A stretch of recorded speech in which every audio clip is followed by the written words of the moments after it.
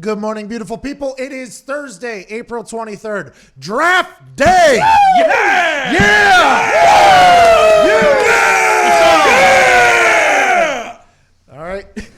Tonight gives us something to talk about, and we were pumped up about it. Obviously, this evening started at 7:30 Eastern Standard Time. The McAfee and Hawk Sports Talk Draft Primetime Super Special will kick off. We'll be suited and booted and watching along as teams try to shape the future of their organization. That sounds right. Well said. I put together my mock draft. I put my final touches on it this morning.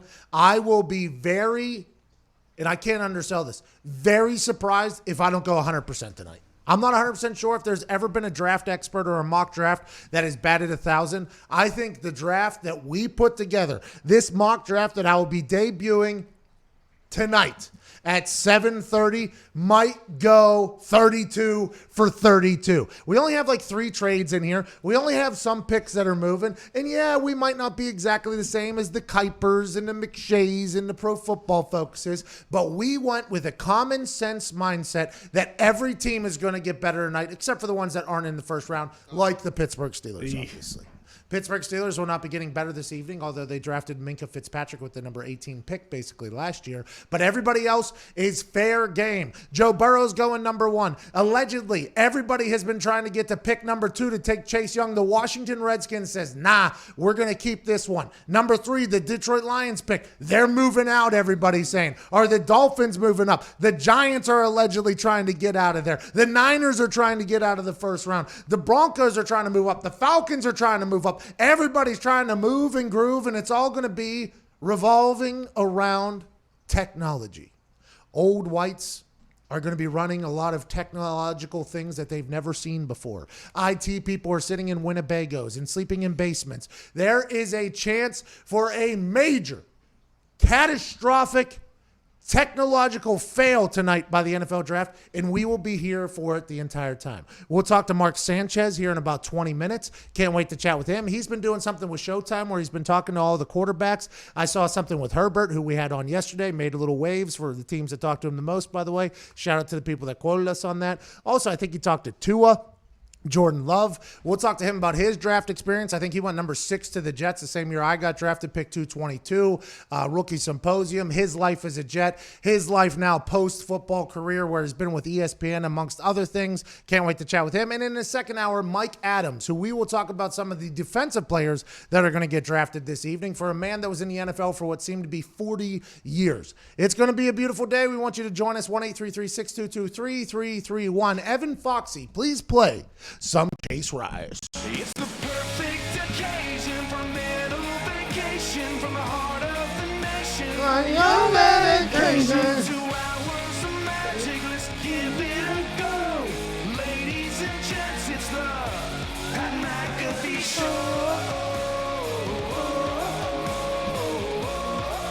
It's the Pat McAfee Show.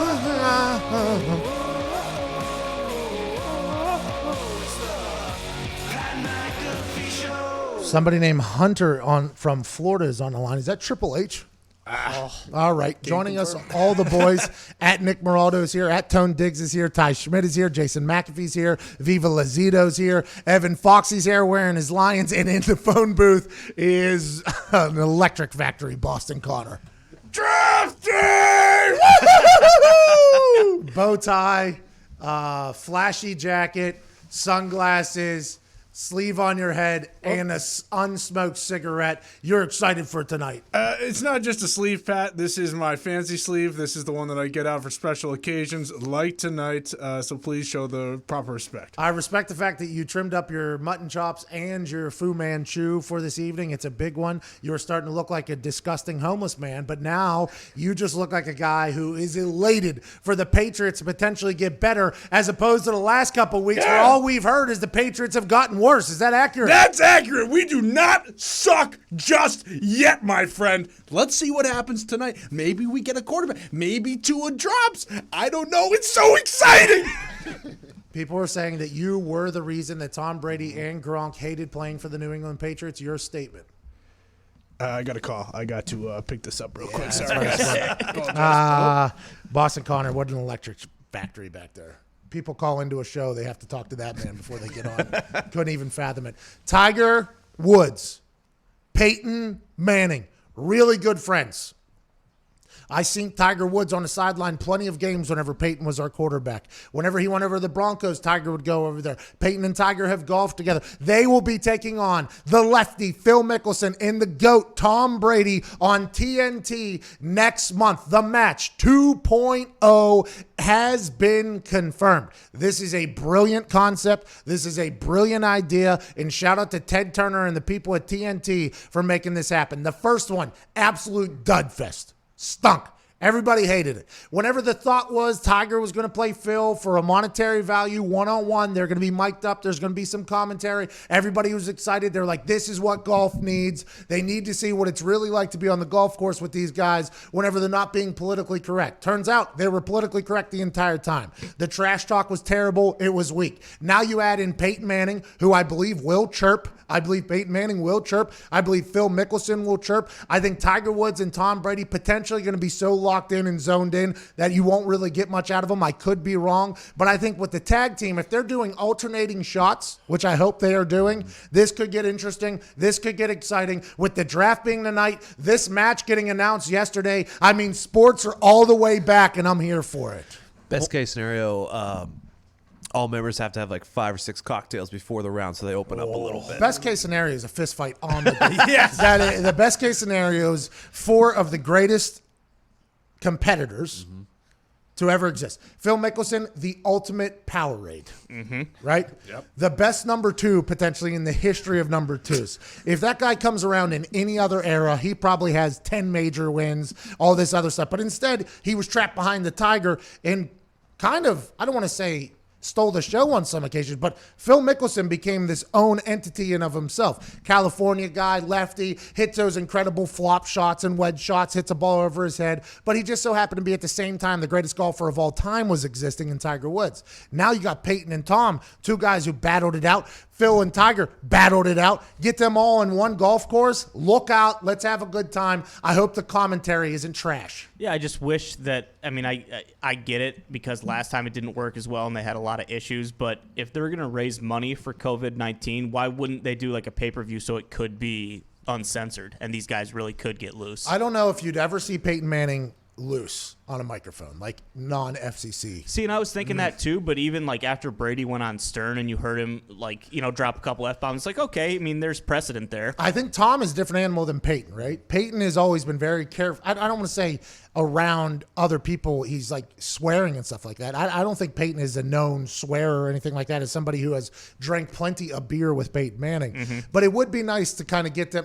I would almost wish that you could you can't. Because if there's a camera on, they have to act a certain way. Right. Yeah. It would be cool just to be with that Like a force. fly on the wall. Yeah, just with that, which, by the way, would raise no money. And none of that. But I think this is potentially setting up to be good. I hope there is some sort of, magical moment where a long putt is drained or Tom Brady hits something and then Tiger or Peyton have to answer. I think there's a chance that it could be awesome, and I'm happy that they're doing it. I'm very happy that they're doing it, especially in a world that doesn't have sports. Yeah. I mean, we need some sports. So those 4 out on – how are they going to get away with this?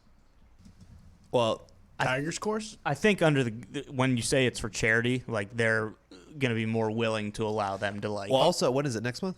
Yeah, The PGA is coming back at the beginning of June. allegedly. Florida. They could do it in Florida, right? Because Florida ruled sports essential. No, Florida ruled WWE as essential. They didn't rule sports as essential. There are some places right now, The difference there in the Like- fine writing. like you could golf in like Ohio right now, but you can't golf in Pennsylvania. So there's some states that you're allowed to golf in. They'll take measures. So, Yeah, I mean, I guess. Are they wearing masks? I can't wait to see Tiger's mask, by the way. He's going to have a tiger. Maybe he has Joe Exotic. Tiger King. Maybe he has actual King Tiger on his thing, right? That would make sense. What would Peyton's be? Probably Nationwide or Bud Light or something along those lines. Bud Light. Maybe some pizza or something like that. Tom Brady's got TB12 right across his face. And Phil Mickelson's probably just got money or bombs hanging out. I can't wait. I'm excited for that. And just like tonight, I mean, I am so pumped for tonight's draft. I don't think Diggs has always been a draft guy. Diggs loves the draft. And when Diggs told me he loved the draft, it never made sense to me. I'm like, why do you love the draft? And it's because as a player, whenever people get drafted, that probably means your friend is getting cut and replaced, right? It's somebody new coming in. So, I mean, I understand that draft is as players, they understand that the draft has to happen. You have to move forward. You know, you're a piece of gum. Whenever your flavor moves out, see you later. Let's open up another pack. Let's get it in there. So I never really enjoyed the draft as much as fans have. But over the last couple of years, getting to watch just the drama and the players that I never knew existed getting drafted, and then the reaction of the fans, and then Goodell, and then last year obviously being a part of the draft. It's just a certain environment and an energy that doesn't come around that often. And especially in the world that we currently live in, I cannot wait to see who messes up, who makes a big play, who does a trade, who drafts somebody that legitimately becomes the face of their franchise for the next 10 to 15 years. There's so much on the line, so much hope, so much optimism, and so much future looking that is exactly what the world needs right now, and that's why the draft is coming at a perfect time. Yeah, I think it's the hope and the optimism, and like you tonight could change your franchise, like you just said, for the next 10 to 15 years, but depending on who you pick. Like it's just so exciting to see who's going to be there, who you're going to take, like who your organization feels that is a position of need, stuff like that. And who's going to be the Danny Dimes? Who's going to get drafted? And everybody's going to be like, why are they doing that? You hear Mel Kiper, well, they did the whole thing. You hear the people on the team. You'll hear me and A.J. Hawk, Aaron Rodgers, Jordan Palmer, Chris Ballard. I believe we're going to try to get some other people in there as well. Mel Kiper, Lou Holtz, you name it, will be joining us tonight. But the reaction from the draft picks is my favorite. Nobody has a clue what's going to happen.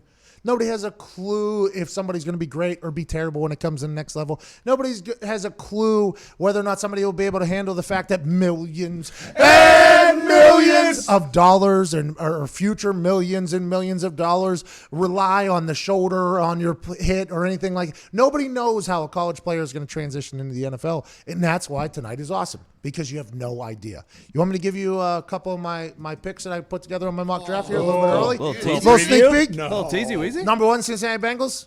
Guess who? Young? Joe Burrow. Oh, my God. Good pick. What? Okay, number 2, Washington Redskins. It's not Joe Burrow. No, because he's gone already. Joe. Chase Young. Reach. He's going to the Redskins. What?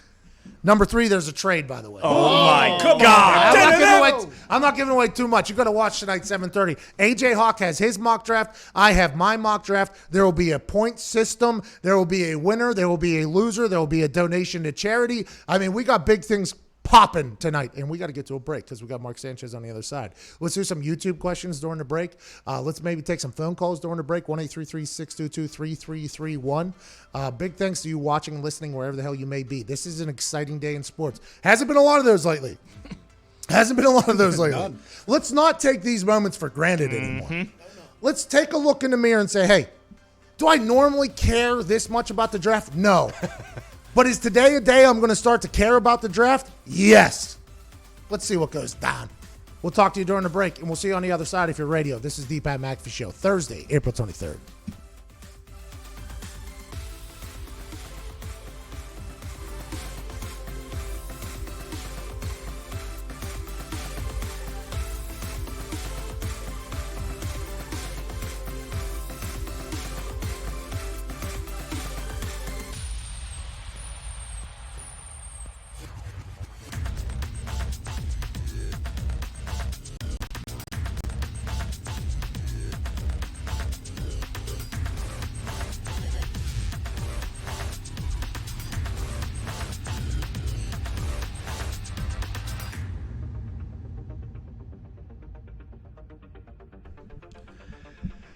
All right, here we go. Hello, YouTube. How are you motherfuckers doing today? I hope you slept well. I hope you're excited for tonight to potentially be 7 hours long.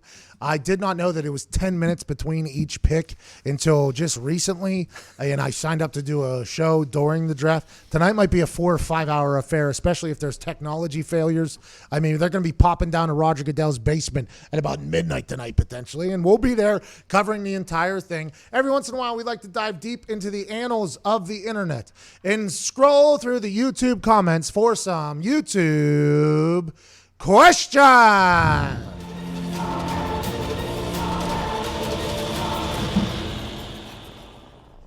YouTube question. Oh, Zeet's got a lot going on. He's building graphics for tonight's show. He's putting in the mock drafts for both of us. He and Jason just got Sanchez's number. I mean, there's a lot going on back there, Zito, but you did. 543. sorry. From Sean McGivern. Is this the most important draft in the last 20 years? I would argue. Yeah. I would argue Most touchdowns. that is an accurate. That is an accurate statement. Yeah. I don't know if there will ever be as much hype around a draft, strictly because people have been locked down in their houses with nothing really to look forward to. Whenever the Michael Jordan, The Last Dance documentary came out on Sunday, it averaged 6.1 million viewers, the most viewers they've had for a documentary they made or something like that. I thought that number was going to be higher just because people have been locked down, and sports lovers are sports lovers through and through. And if you got nothing to watch, yeah, you can go through a rabbit hole of the AFL, the Aussie Rules football, and learn about a new sport. You can go through the NFL Game Pass and watch old games, but whenever it's something new and something exciting and something you haven't seen before, obviously you're going to get energized for that. And I think tonight's draft has a lot more buzz and a lot more energy, strictly because the entire world seems to be in the hole, in the pen, and they're trying to get out to the yard and just experience a little bit of sport. And I think that is why that person in the comment section is 100% right. This could be the most important draft in the history of our existence, strictly because it's not about the players getting drafted. It's not about the teams doing the drafting. It is strictly about the humans that have been locked down in their houses, unprecedented, looking for a little bit of optimism, a little bit of hope. And if their team can do that tonight,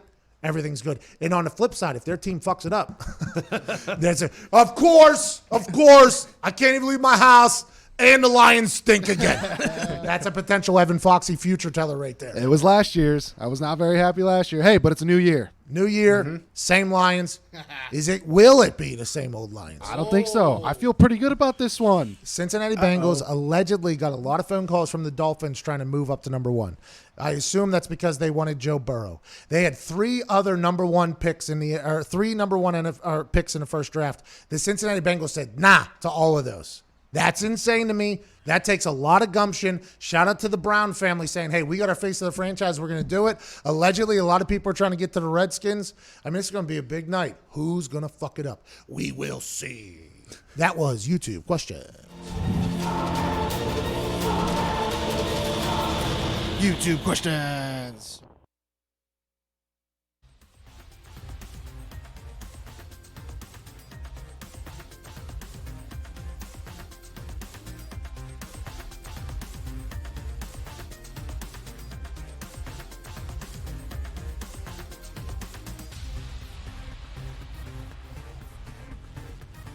If you're listening to this show right now, I want you to take a second and look down. When was the last time you shaved your junk? It's been a while, don't lie.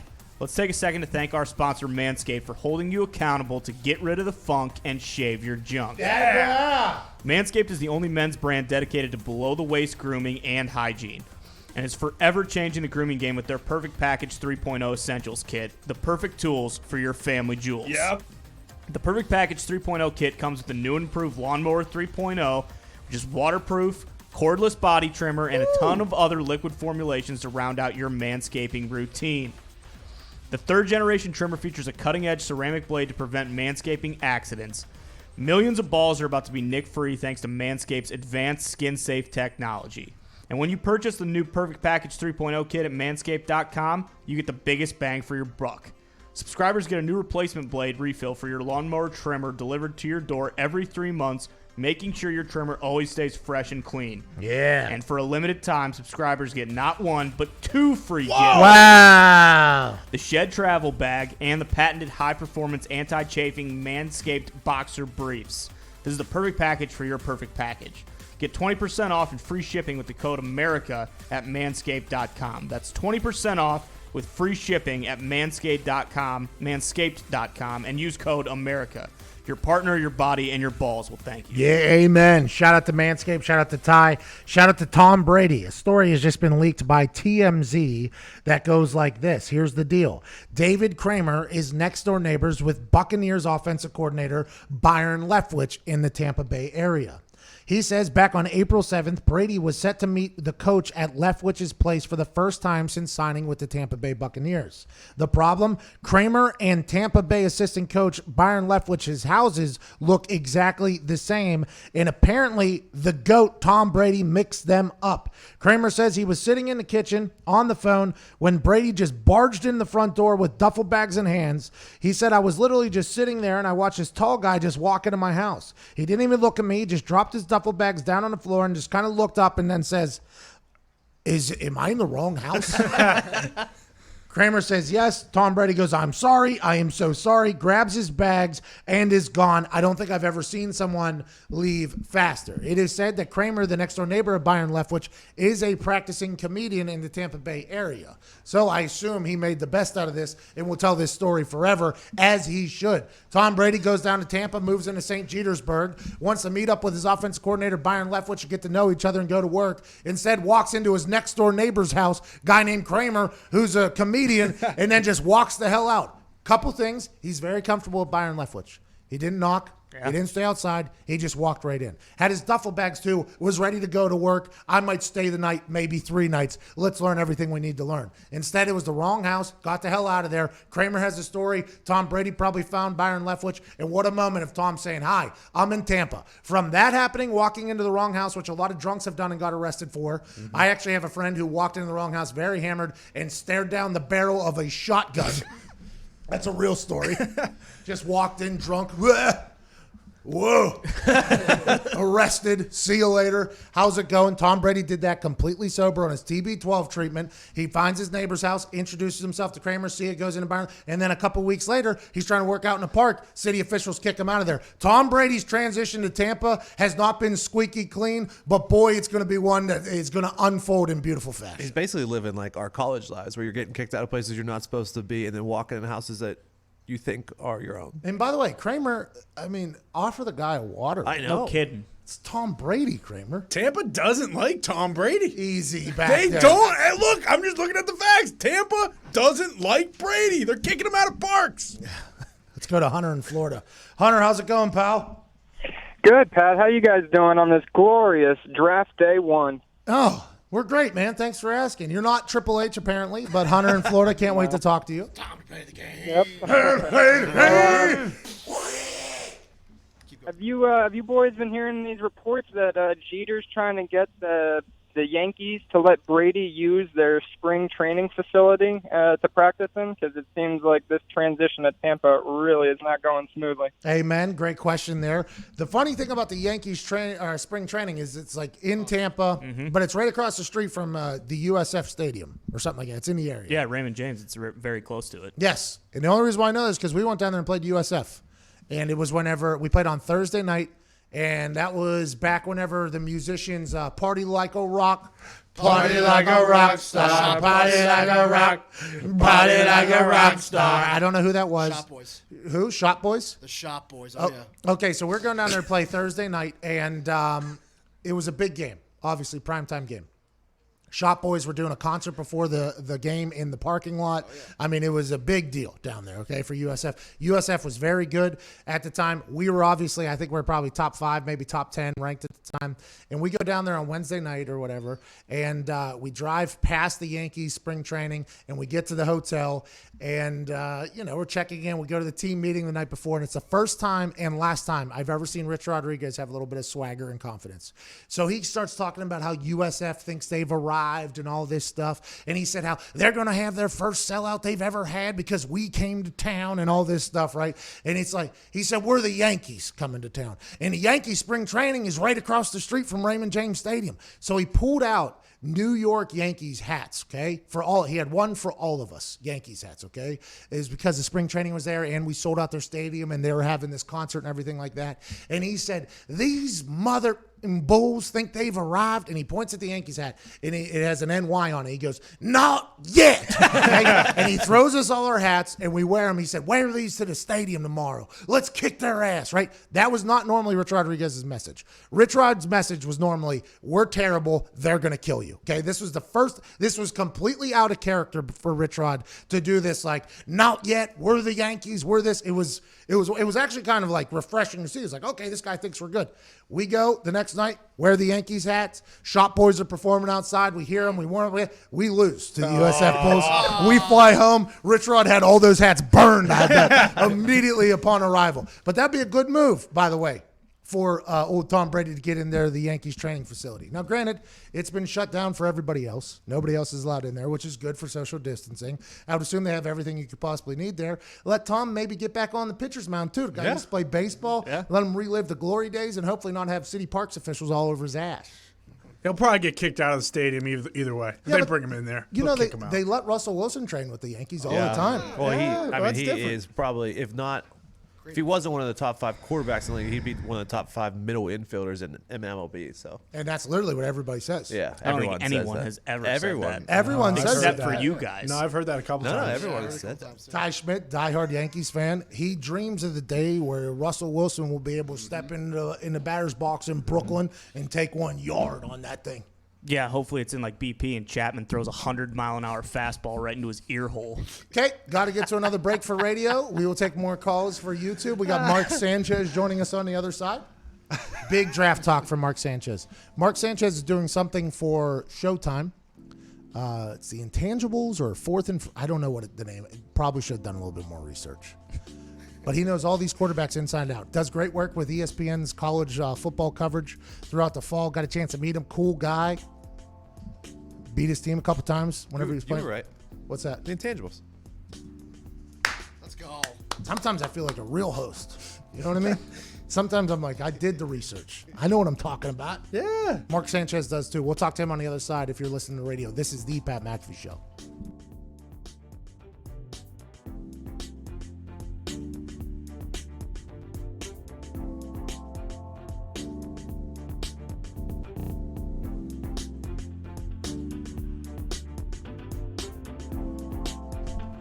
Welcome back to the Pat McAfee Show here on YouTube.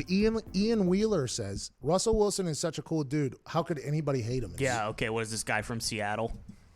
No, he's probably from New York and he Yeah. watches him at the He's a Yankees. Yankees Well, fan. he's It not says right here in his well, profile. if he's a Yankees fan, then guess what, pal? You can denounce your fanhood because you are no Yankees fan that I want to be associated What with. is You your brought up a good point, though. Like, everyone always talks about his defensive prowess. Russell probably 30 dingers at least. Bomb. 100 Not a RBIs. Not a chance. fucking Not a chance. bombs? 30 from- steals probably. You too. see his legs? Yeah, oh, yeah. Oh my! Hey, turn that thing. Turn that thing. Especially in the Yankee Stadium. It's built- Balls fly out there. Short walls. Imagine him chirping from the dugout too. Oh, hey boys, hey boys, hey boys, hey, here we go. Home Hey, go runs, Yanks. home runs. Go Unity, Yanks. boys. Go Yanks. Unity. Go Yanks. Let's get to John in Indiana. John, what's going on, pal? Oh, John. Johnny. John. I think it might be Jim. Jimmy? Jimmy doesn't Jim? know. Oh, he hung up. Oh, Jesus. Oh my God, he had yeah, full panic. He got scared. Listen, look at the guy that had to answer the fucking call. I'd be scared as hell. Well, I too. put him through the ringer. He should be ready to go. I sent him through the gauntlet. He should be ready. Let's go to Jack down there in Houston. Jack, what's going on, pal? Hey, what's going on, Pat? Good luck tonight on your draft show. I'm going to be watching that for sure. I'm from Houston, Texas. I'm wondering about we've seen like the last 2 seasons, second-year players make big jumps and win NFL MVP. Who do you think is going to win it next season? Could it be Kyler or Drew Lock, or like an older player like Tom? Comeback player of the year, Rob Gronkowski. Okay, we all know that's going to happen. He'll probably miss 4 to 5 games too, and he'll still win it because of how talented he is. What the hell's going on back there? Someone just sneezed. Was it the loudest sneeze in the history? I thought someone was being attacked. I thought someone was. Everybody in the back room at one time all looked to their left. I thought maybe I thought somebody was An ambush. coming in to kill us. If you would have seen the faces of that entire back room right there, I thought we were potentially We actually have dead. throwing actions back here now, so we're good. Those things are broken. They don't handle contact well. 100-mile-per-hour toss. You're right. Gronk probably will win it because he's a media darling, but we all know Ben Roethlisberger will be the actual comeback player of the year. I'm not 100% sure of that. I mean, let's see what Gronk does. Don't first of count all. Stafford out, boys. Come on now. Matty Stafford also had a broken back. I mean, the comeback player of the year, there's going to be a lot of people, let alone, hey, Percy Harvin could potentially be on that list. I mean, let's not get crazy. Percy Harvin might win comeback player of the year whenever he takes a punt to the house, a kickoff to the house, has a couple tutters on the offensive side of wherever he goes. Socks his teammate in the face. MVP, though, you think Percy Harvin's going to punch him in the face? He has before. Really? Oh, yeah. I didn't know that. Golden Tate, right? Yep. He punched him in the face? Pretty sure. What's the deal? I didn't know people actually do that. Like, like when Geno Smith got his shit broke, like I did not know that happens to starting quarterbacks, first of all. Shouldn't. You're telling me Percy Harvin punched Golden Tate right in the suckle? Socked him right in the mouth. Why? What happened? Was it gambling? Acting like I a don't bitch. remember. I don't remember the actual story, but Yeah. he popped him good. Because everybody knows Percy loves the marijuana. So now that they're only testing for a couple weeks, by the way, nothing wrong with that. But now that they're only testing for a couple weeks and there isn't suspensions, a lot of people are saying that's why Percy wants to get back in the game. Maybe Percy just knows that he's got a lot left in the tank and he was kind of missing the game a little bit and wants to come back. I did not know he was around punching people in the It was suckle. the Super Bowl. Oh, yeah. In the Super Bowl, he Oh, punched. yeah. Oh yeah. Yeah. They took a kickback. And then he took a kickback. This is when he was on the Seahawks. Yep. He punched a guy in the face. That's awesome. I don't think he was happy with the quarterback play at the time.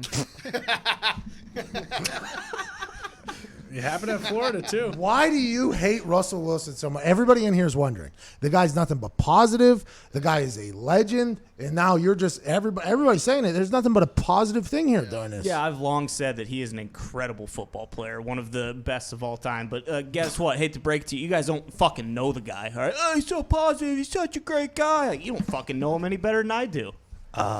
So Percy had missed the previous game with a concussion, and Golden Tate said the Seahawks had made it to the Super Bowl without Harvin and intended to win with or without him.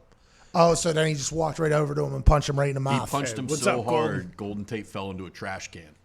Oh, that's out of a movie. Boom, bang, trash bag. What a moment. That's legendary. I did not know Yeah. that.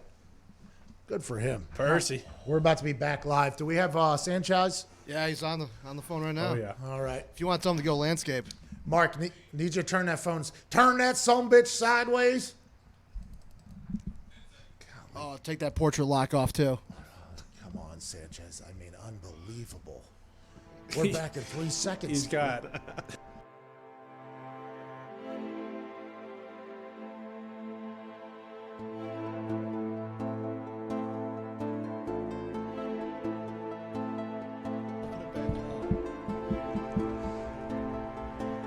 Welcome back to the Pat McAfee Show here, and let the beat drop.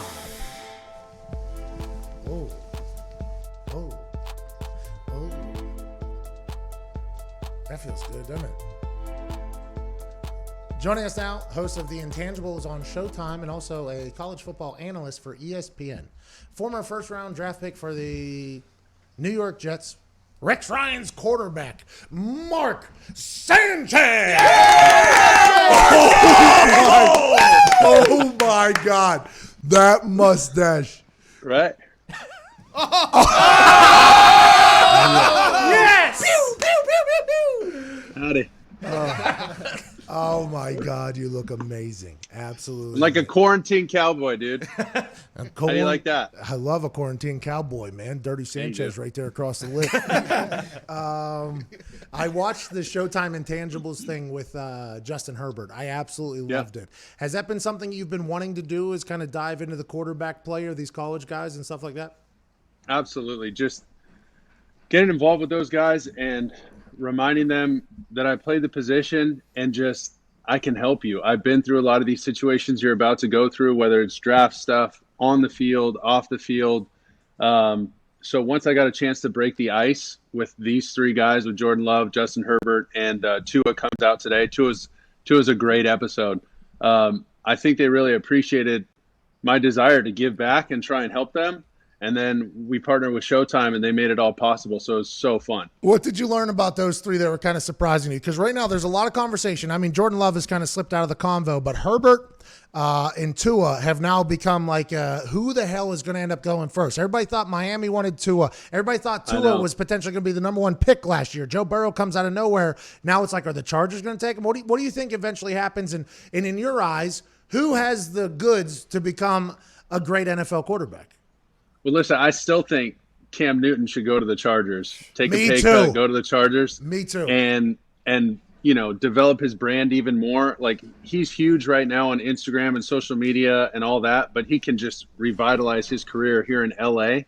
That's a whole side conversation. But with Jordan Love, with Justin Herbert, these guys, you get to know them, and this part of this draft analysis process is what's wrong with them, right? Yeah. Well, with Jordan Love, it's like he threw too many interceptions last year. Well, you got to look at it and see he had 9 new starters on offense and a whole coaching change. So that's going to lead to some of it. But when you sit down and talk to the kid, he understood what he kind of screwed up, what situations he could be better in, and that's kind of what we watched. We watched one of his 2-minute drills early on from the season, and he understands. So you look at his tape and all the interceptions. Well, Patrick Mahomes had the same thing his year at Texas Tech. I mean, he threw a lot of picks now, but he got to the right place. He got to sit behind Alex Smith, a quarterback, one of the best in the league at taking care of the football. He gets with one of the best coordinators for a long time. Now it's just validated because he won a Super Bowl and Andy Reid. And he gets a chance to develop. So for Jordan Love to go somewhere, like Green Bay, to go somewhere with an established starter like New Orleans and not have to play right away, that'd be perfect for him. And I even think the same thing for Herbert, only because he's so young and green and he never did the Elite 11 camps. He never did all this other stuff like publicly. This whole next jump is going to be huge for him. But you talk to him on your show. Yeah. And you just fall in love with the kid because he's so selfless. And everybody's like, oh, well, he's not tough enough. He doesn't have a dog. He's not fiery enough. And you don't have to be, Phillip Rivers with your emotions. You don't have to be, Cam Newton with all the extra stuff. You can, and that can make you very successful. But you can also be Carson Palmer. You could be Joe Flacco. You could have that kind of demeanor. And I think that's more of his mold. And that's okay. But you look at the kid, dude, he's that big. He's that strong. I watched him. He was like one of the last pro days that they had before everything got shut down. And it's, dude, the ball jumps out of his hand like a jugs machine. It is a pretty spiral. It's impressive. So a guy that big, that fast, that strong, with that kind of arm talent, and then his brain. This dude was a biology major. Yeah, I mean, he's a nerd now. He's a nerd. Super and he knows nerd. football really well. So you got to think at some point, all those things together, he's got to be successful. Now it's what level of success that is. I don't know. Does that mean a conference championship? Does that mean a Super Bowl? I can't predict that, but he's got to do something right. That is the biggest question, is what justifies a top 10 quarterback as a success story? For instance, Right. you went number 6, is that right, to the Jets? Was it number 6? 5. Who's your stat guy? Come on. That's Zito. Listen here, partner. Oh, my God. By the way, when you were talking, it was hard not to just stare at that majestic mustache you got. I'm going to be honest. Thank It was you. hard not Thank to. you. By the way, maybe something you should take forward post-quarantine. That might be the new Sanchez. Something to think I about. don't know. You're a handsome guy. You can pull it off. But Thank you got drafted 5 overall to the Jets. Yep. You went to an AFC championship game. You went to AFC playoffs a couple of times, but you don't really hear about Mark Sanchez in his NFL career much. The only thing you hear about is, do it, say it. When I was on GQ? No. That is talked about. That is talked about. Say it. The other thing that potentially happened. No, I don't know. New York, is that a tough market to play in? I mean, that has to be a tough market to play in. Listen, you got to understand too. When I talk about all the other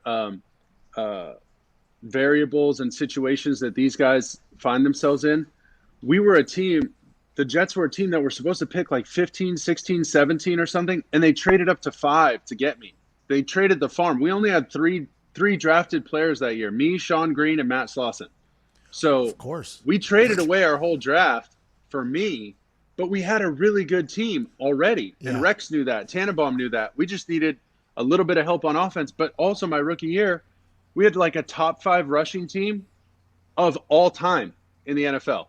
All time. Like Thomas Jones, Sean Green, our offensive line up front, Mangold, Faneca, Brandon Moore, Woody, and DeBrickashaw Ferguson. Like, are you kidding me? If any of these young rookies this year, whether it's Tua, Jordan Love, Justin Herbert, if any of them could have that situation and give them a chance to grow, but then you keep it growing, right? You don't play the free agency, blow on the dice and see what happens when we start bringing in all these new guys instead of developing your talent.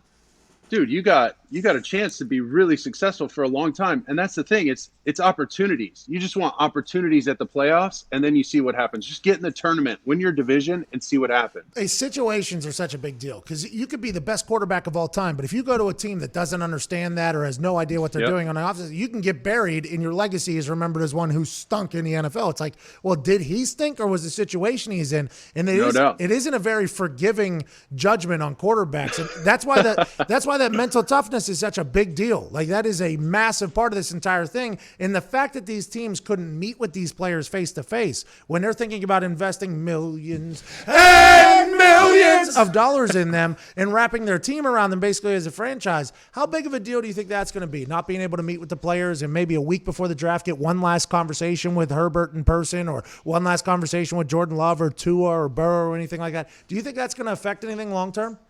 Well, I think if it's just like if you and I, if you dislike a player, okay, you don't think, let's just say, for instance, you don't think Tua's any good. You think he's too injury prone, whatever. Okay. But I think, hey, man, he's had, a tough run with some injuries, but he's the best quarterback in the draft, hands down. The ball jumps out of his hand. He's twitchy. He processes so quickly, all these things. Well, when I talk to him, it's just going to reaffirm what I think. I'm looking for reasons to be right. And everybody's already kind of got their own formulated opinion. And these, whether it's a Zoom interview or you interview in person, you're just looking to reaffirm what you already know. But a great example was me, Rex Ryan, Woody Johnson, Mike Tannenbaum, the entire Jets, front office. We all went out to dinner after they worked me out. Here we go. And we're leaving this restaurant, Mexican restaurant, of course. And who picked that? Who picked the Mexican restaurant? Was it them or you? Come on. You did. I didn't know if they did. If they did, I'm like, hey, guys. That's what I'm saying. I think that story goes a lot different way. If Rex Ryan's like, oh, we got to take him to a Mexican joint. Like that is a very different story. Rex loves Mexican food and Mexican quarterbacks. So we're walking out. Everything goes great. Kavanaugh's there. Shoddy's there. Our coaches, all that. And we're walking out of this restaurant, and I felt so comfortable with this team, and I was so excited about going there. I was like hoping and praying before the draft that this would happen. And I walk out, and there's this motorcycle parked with its helmet on, like, right next to the curb of this restaurant. And I was like, all right, guys, so good to meet you. And I shook everybody's hand. And then I just put on this hat of this motorcycle and started to get on the motorcycle. And Rex goes, no way. Oh, that's our guy. That's our guy. I wish. So it's little things like that Tua might say something or not say something that they try and bait him into, and they're like, yeah, that's our guy. We knew it. Was there any other teams that you met with going into the draft that you thought potentially were going to take you? Oh, the night before the draft, the Seahawks said we're taking you at 4 if you're available, and they ended up taking linebacker Wake Forest, Aaron Curry. Oh, Aaron Curry? Yeah. Is that right? Yes. Yeah. He went 4, so my whole family's in the draft room, and I walk out of the draft room because I'm like, oh, no. This is not good. Yeah. This is not good. And I walk into a different room, and my dad's the only one with the balls to walk in and sit next to me, and he's like, listen, everything's great. We're all proud of you. I'm like, not right now, Dad. Like, it's okay. It's not.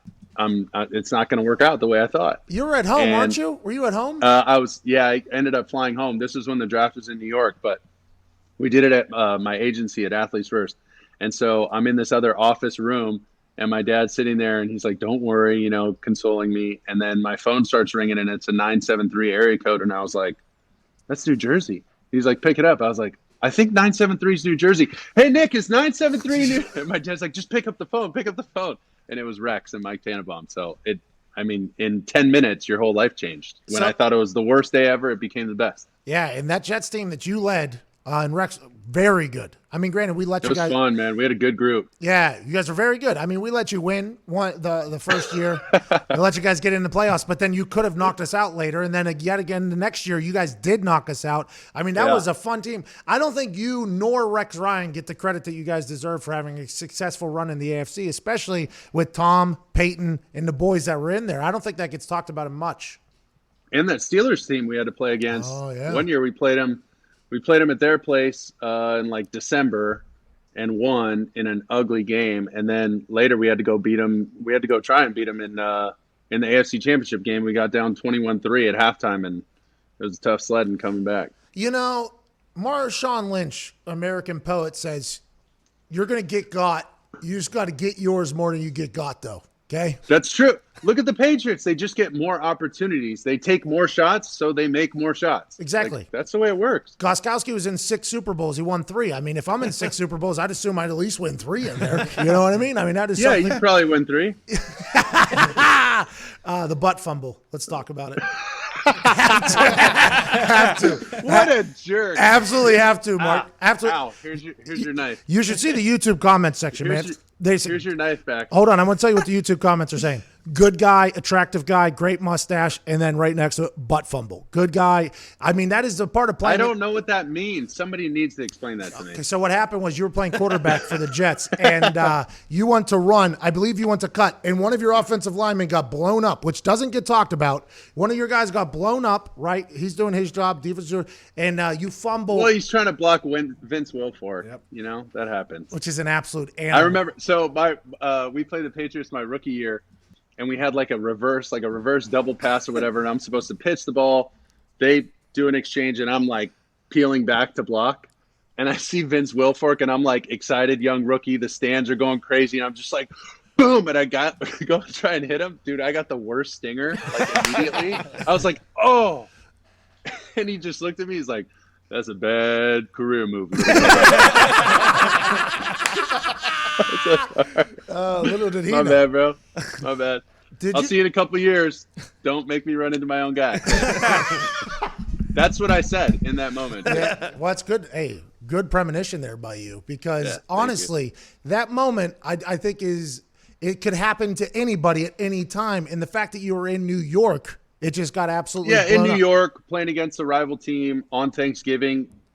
When like hashtags and all that stuff are really like starting to trend. Yeah. One of these days there'll be a good 30 for 30 about it, and we'll all look back and laugh, but that's probably still a ways away. Oh, so you don't laugh about that still to this day? No, I do. I'm a pretty easygoing guy. You've been around. You are. I Very like cool fun. dude. But as a competitor like that, it was just frustrating because of the fallout. You know, like it's one thing to have an embarrassing play and it's like, all right, whatever. But when it feels like the organization and people just kind of write you off because of that, and so you don't, like all the hard work and everything you put into it just gets erased because of one play, well, that's not necessarily fair. But what is fair? There's two sides to fair, right? My version of fair and everybody else's, and that's what you sign up for. You don't know that's going to happen, but if I'm ever going to complain about that one play, that means I got to take back all the cool experiences and movie premieres and, free meals and other celebrities I've met and all this kind of stuff, like all the good stuff.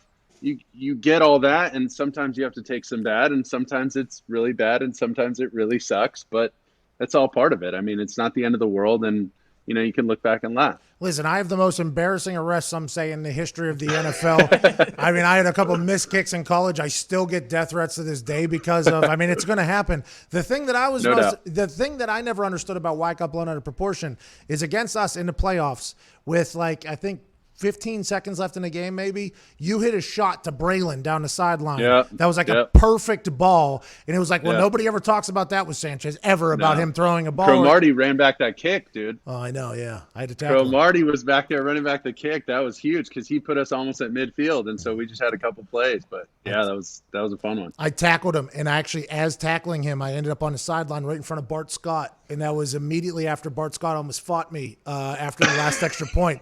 I mean, it was a wild scene there. That game in the last minute. That was fun, man. It was an awesome time. Game. It was a good run.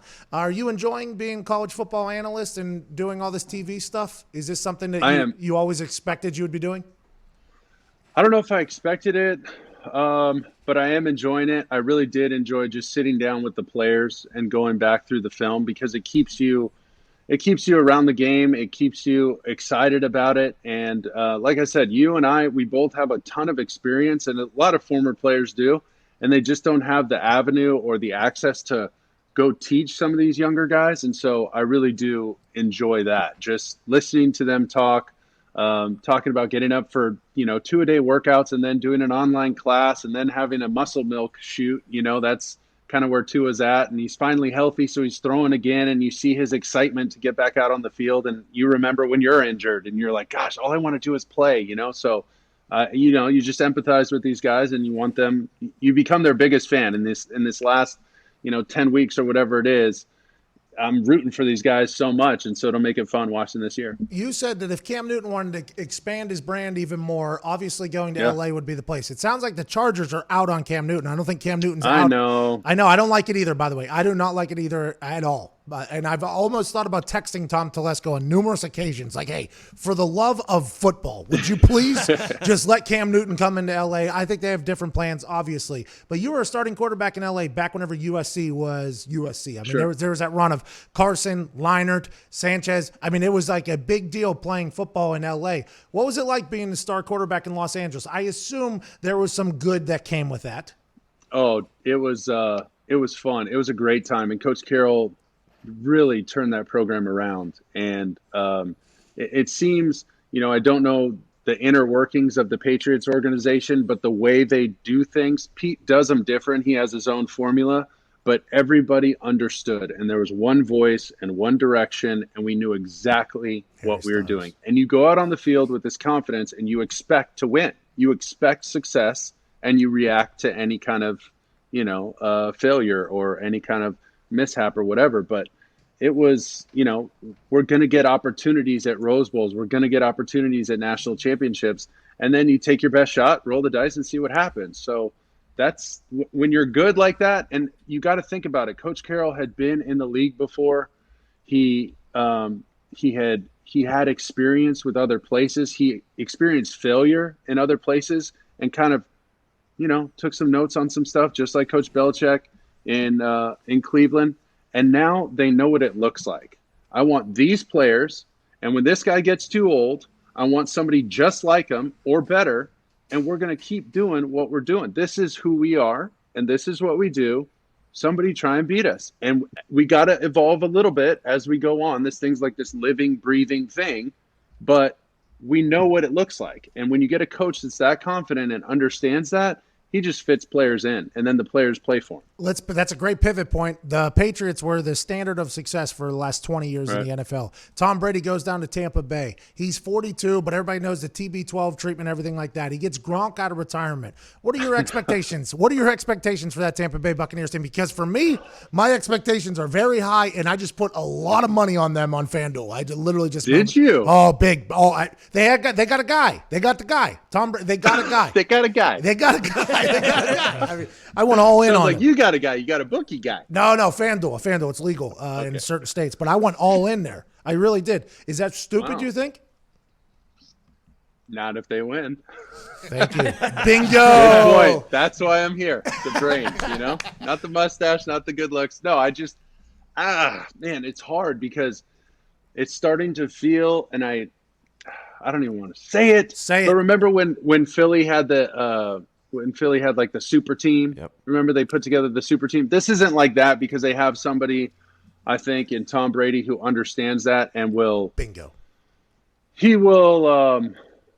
He'll be the barometer, right? Guys are just immediately looking to him like, well, what's Tom saying? That's probably what we should say, because kind of what he said these last 20 years has really worked out. We might want to just fall in line. So I don't think you get the guys with the sideways comments or making news. But, I mean, it immediately put Tampa Bay on the map. Now they got a big bullseye on them already before they've even practiced together. So it puts a lot of pressure on them, but at the same time, they have a lot of weapons. So I think they'll be fine. Okay. Well, Mr. Sanchez, you're the absolute best. It was an honor getting to meet you this year. You're fun, man. This is great. We got to do it again. Absolutely. Are you coming on the draft show tonight?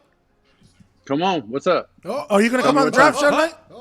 I didn't get an email. Yeah, tell me what to do. Well, this is the invite. Will you call in around? This is official. 6 p.m. Pacific time tonight. Will you call in? Sure. Bingo. Are we suit and tie? Are we tank tops, sleeveless? Speaking of, what you're wearing there looks like it is like maybe from the clouds of heaven right there sitting on your... Sweat Tailor, bro. I think they're the official brand of quarantine. If they're not, they should be. What is it? It's just like a very... We got to send you some stuff. They have, what's the casual... business not casual chic. What is the... No, not Cashmere? business casual. What's the... I don't know. It's comfy and you're going to love it. So we'll send you some gear. What's it called? Sweat Tailor. Sweat check 'em out. Tailor. Huh. Is that a guy's name or a girl's name? No.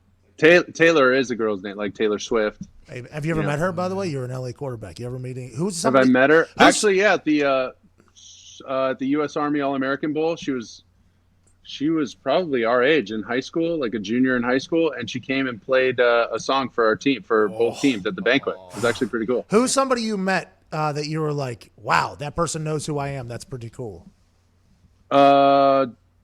Jamie Foxx, Leonardo DiCaprio. Whoa! Huge friends Leo? of them, like fans of them. You're Yeah. friends with Leonardo DiCaprio? No, I'm not. No. Hold on. Whoa. 20-second timeout. Oh, this guy's friends We with met, Leonardo. and he like knew Mark who I Sanchez was, and is we were friends cool. with Leonardo There DiCaprio. There we go. Oh my God! Jeez, that's where you got that Hey, hat. that 6 o'clock thing. I just Hey, super busy, next time you talk to Leo, let him know that I thought Rose was a big old bitch and there was enough room up there for both. dude. I don't have his number. We're not tight. I'm just saying we met him, and he like knew who I was. Okay. That was know cool. you have to No, the best one actually. R.I.P. Kobe Bryant. He goes to Javier's, this restaurant out here in Orange County. After my rookie year, he said, "Hey man, love what you guys are doing in New York, man. Keep talking that." You know, just he was awesome. That is He awesome. was awesome. That was like, whoa. That was really cool. Hey, so are you, by the way. Can't wait to see you later. Appreciate it. Thanks for joining us today. You'll be a part of the McAfee and Hawk Sports Talk Draft Primetime Super Special, which is coming this evening, 7:30 Eastern Standard Time. Aaron Rodgers will be joining us. Jordan Palmer will be joining us. Chris Ballard will be joining us. And from the Mexican congregation, Mark Sanchez will be joining us. All right.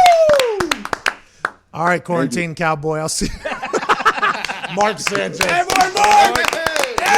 You're the best, dude. You're the best. All right, I gotta go take a leak. We'll be back on radio in a few minutes. I'm gonna take maybe we'll come back and answer some phone calls. Oh, I have to very much empty it out. I've been just housing waters, by the way. yeah. Dehydration, your biggest enemy. You can't have it. I've been kicking balls a lot lately. You know what I Oh, mean? yeah, that's right. Going far, those balls. But the legs are sore. Let's see if we can battle through. We'll be back with hour 2 on the other side. This is the Pat McAfee Show. Beat drop.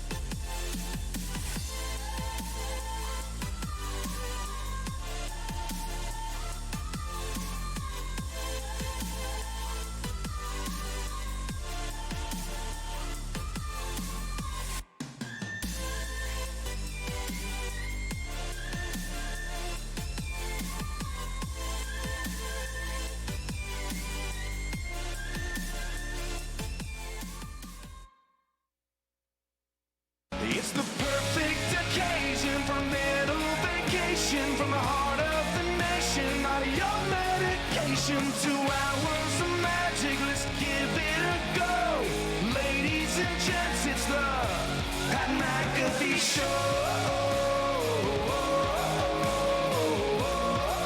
It's the Pat McAfee Show.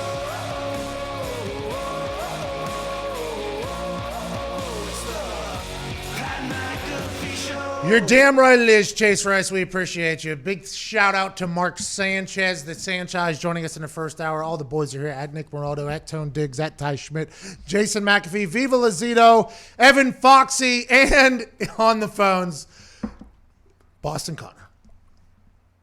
Let's go, boys. Draft day's still here. You know, you heat up the ice cubes. That's kind of who you look like the Phil Brickman, yeah. you look like Phil Brickman a little bit in that, the guy from Rookie of the Year, you know. Brick. Yeah, white trash hero. Big Brick. White trash. Thank you, White Trash Hero. That's very nice of you. The Patriots do have a draft pick this yeah. evening.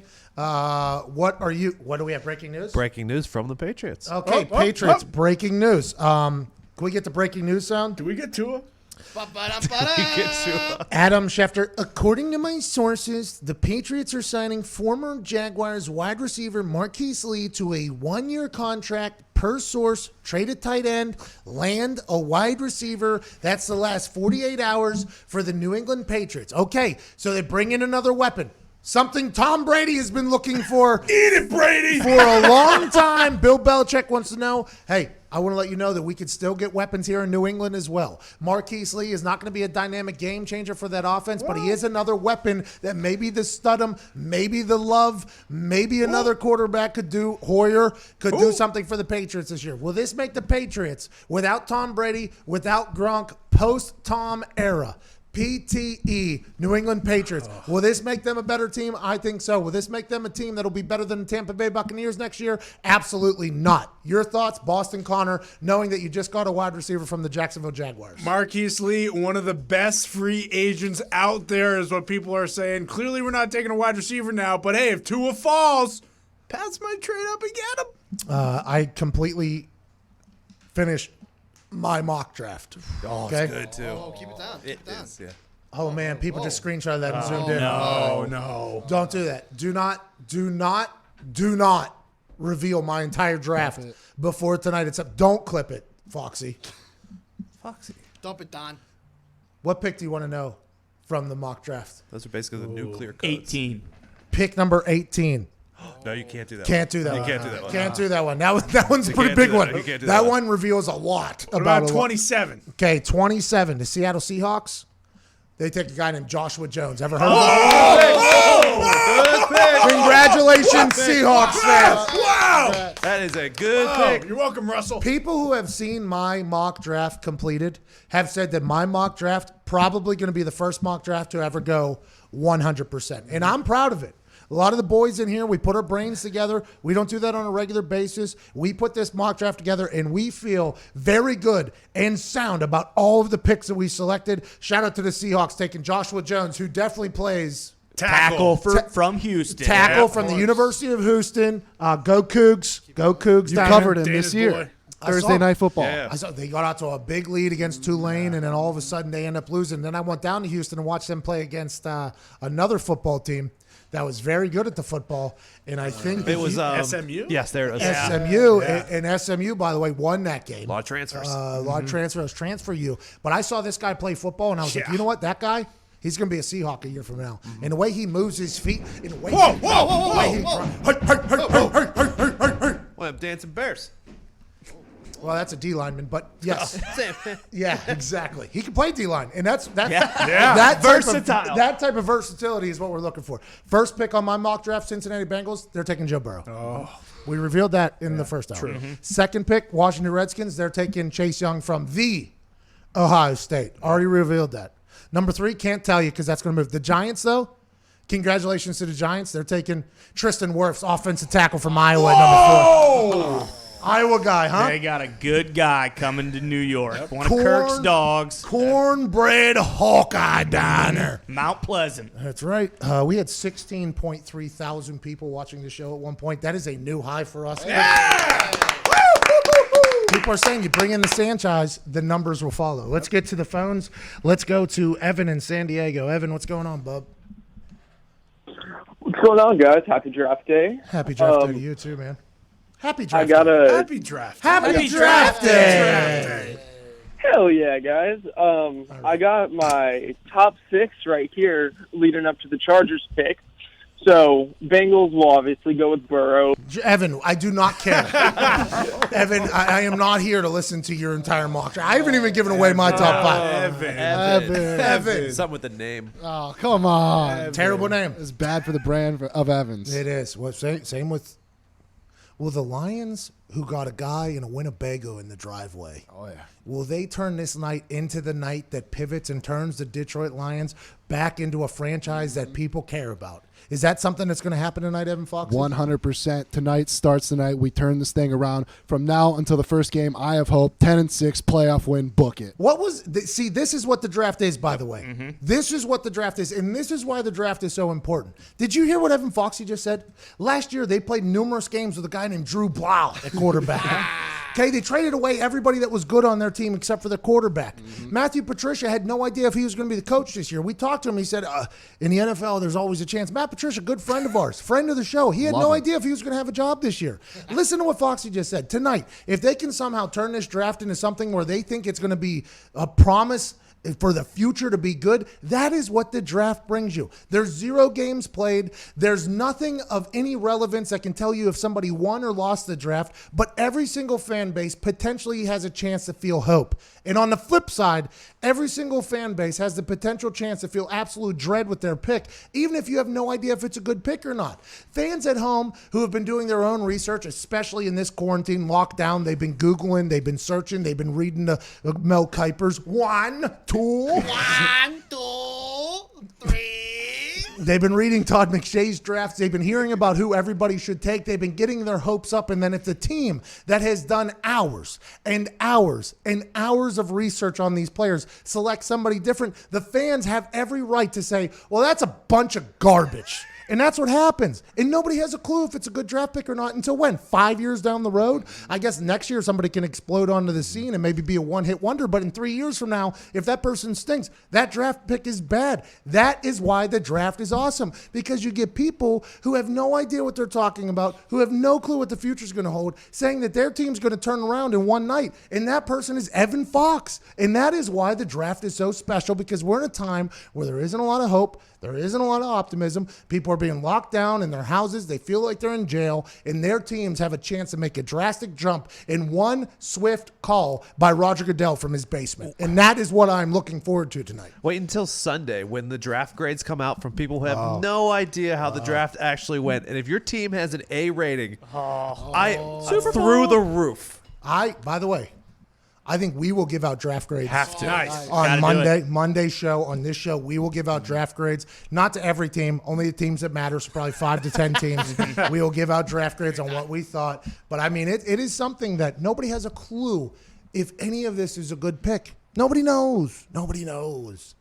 Is that quarterback that you never heard of from Duke, who's a spitting image of Eli Manning, a bad pick for the New York Giants? We don't know. We still don't know. He played pretty good football last year, but in 10 years from now, if the Giants don't do anything, everybody's like, hey, the fans are right. Bad pick. But right now, the thought is not a bad pick because he and Saquon almost built something a little bit special last year, a little bit of chemistry.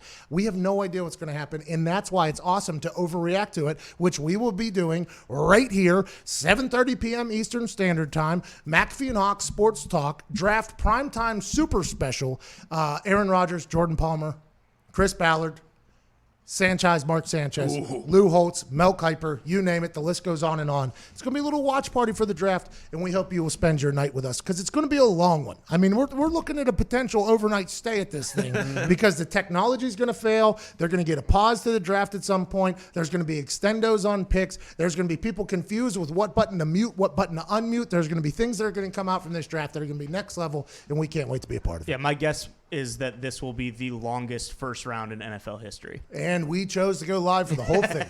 Yeah. For the people. For the people. We'll be suited and booted, by the way. Oh, yeah. Already in. Suited and booted. I talked to Jordan Palmer yesterday. He does have a bow tie on back there. Yeah, he does.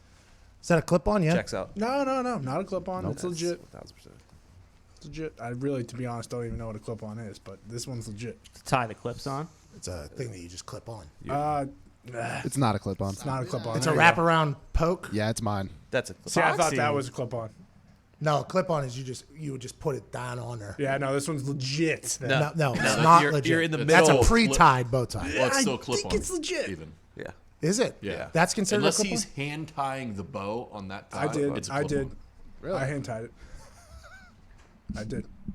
Choke clip on. Just lying. No, Jeff no. in Minnesota, before we get to a break, what's up, dude?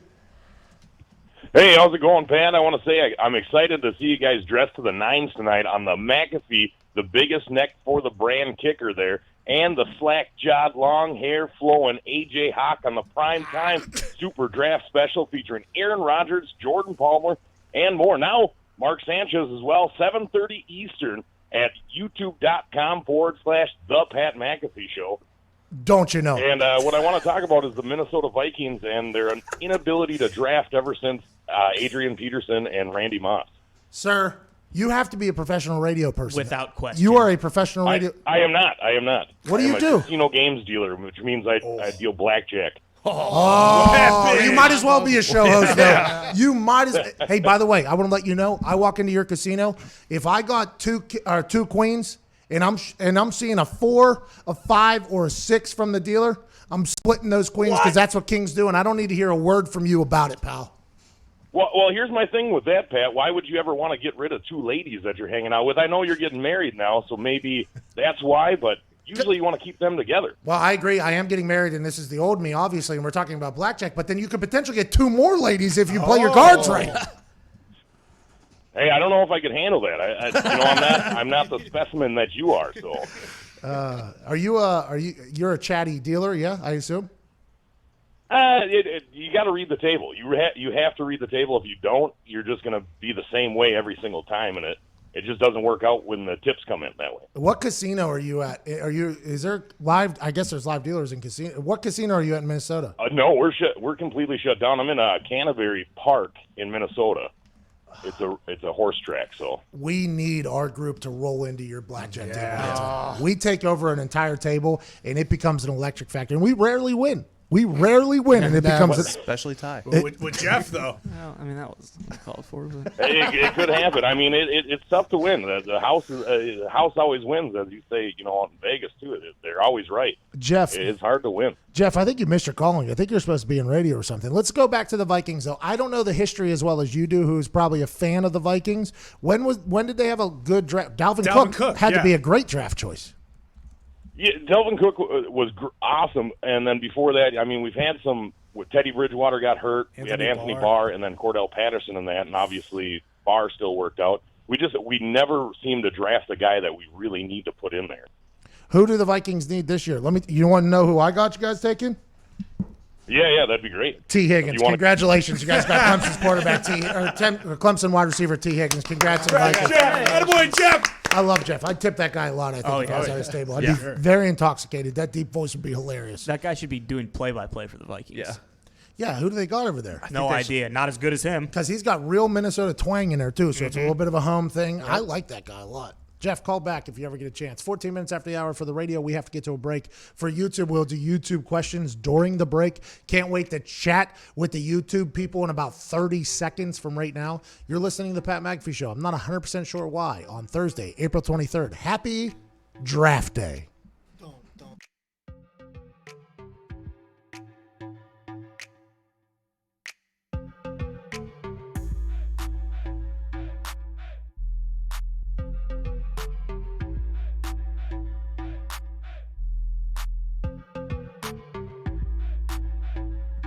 All right, YouTube. Maurice Jones-Drew just trolled everybody. He just put out a mock NFL draft, and the first pick is Justin Herbert to Cincinnati.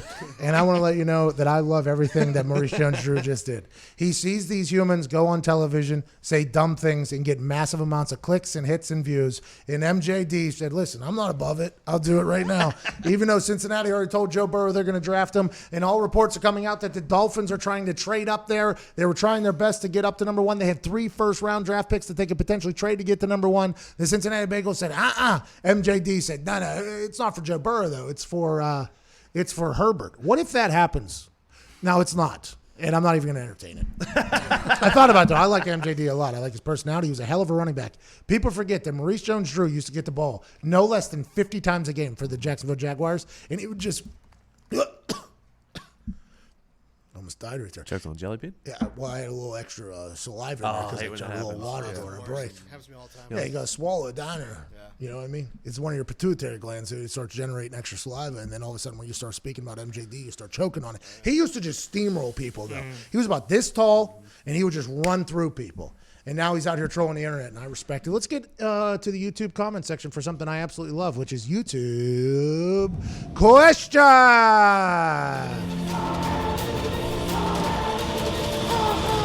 YouTube question. Attaboy, Zito. You missed it the first time. You hit it that time. You've been a very busy man. Let's talk about it. What do you want to talk about, Zito? All right, so Save-A-Lot Steve, he was the stooge yesterday. I asked about the music. He wanted redemption. What was the WVU team bumping in 08? Jeezy. Jeezy was our locker room guy. So we had a plug from Atlanta on our team somehow who we found out about young Jeezy before he became a mainstream. So I think they had a mixtape of his. It had Soul Survivor on there, and that was basically the soundtrack to our freshman year, the 05 season, then the 06. Going in there, though, Jeezy was the steadfast in the locker room. Lil Wayne, I think in 08, Lollipop was hot at the time, I believe. Carter 3. Yeah, Lil Wayne made an appearance in there. A lot of rap. I mean, I learned a lot about rap. Rappers that I've never heard about started popping up in our locker room before everybody else heard them. It was a good run. I respected our eclectic group of humans that we had in that West Virginia locker room. I don't want to say it was last chance you, but it was damn close. I mean, it was damn close. A lot of great players that other schools would pull offers from because they would either make mistakes or make poor decisions or something along those lines. And Rich Rod would be like, hey, we'll take him in here. Come on in. And they would come into our locker room. And for some reason, people from all different places. And now, hindsight, we had some people on our team that have been tried for attempted murder. We have some people who have gone on to run Fortune 500 companies in our locker room. And for some reason, and I think it all revolves around how hard Rich Rodriguez was on us. We all came together. We band together. We shared a lot of times. There was a lot of fighting. Let's not get crazy. There was a lot of fights in those locker rooms. But we were a group that really respected each other. And I think the thing that I look back up and almost enjoy the most is that we got to hear rap songs before everybody else. And I felt like a genius whenever I was in a club and a song dropped for the first time. And I knew that thing inside and out before everybody else. I'm like, yeah, we already got it down there. So I think that was it. It was either Jeezy or Lil Wayne if I had to guess. But, man, those days were great. That was back when the Wayne train would hit anything and just steamroll. I'm looking at the 2008 list right now. It is all Lil Wayne. It's insane. Yeah. Get on your track, hit that bitch with that Wayne train. That's what Lil Wayne used to do. He was it. And then he went to jail, became a skater, and came out on the other side a bit different rapper. But back then it was awesome. We got 10 seconds till we're back on radio, so we have to shut up. Great question, though, from YouTube. Question. Oh, shoot. YouTube questions. Oh, come on. Zero.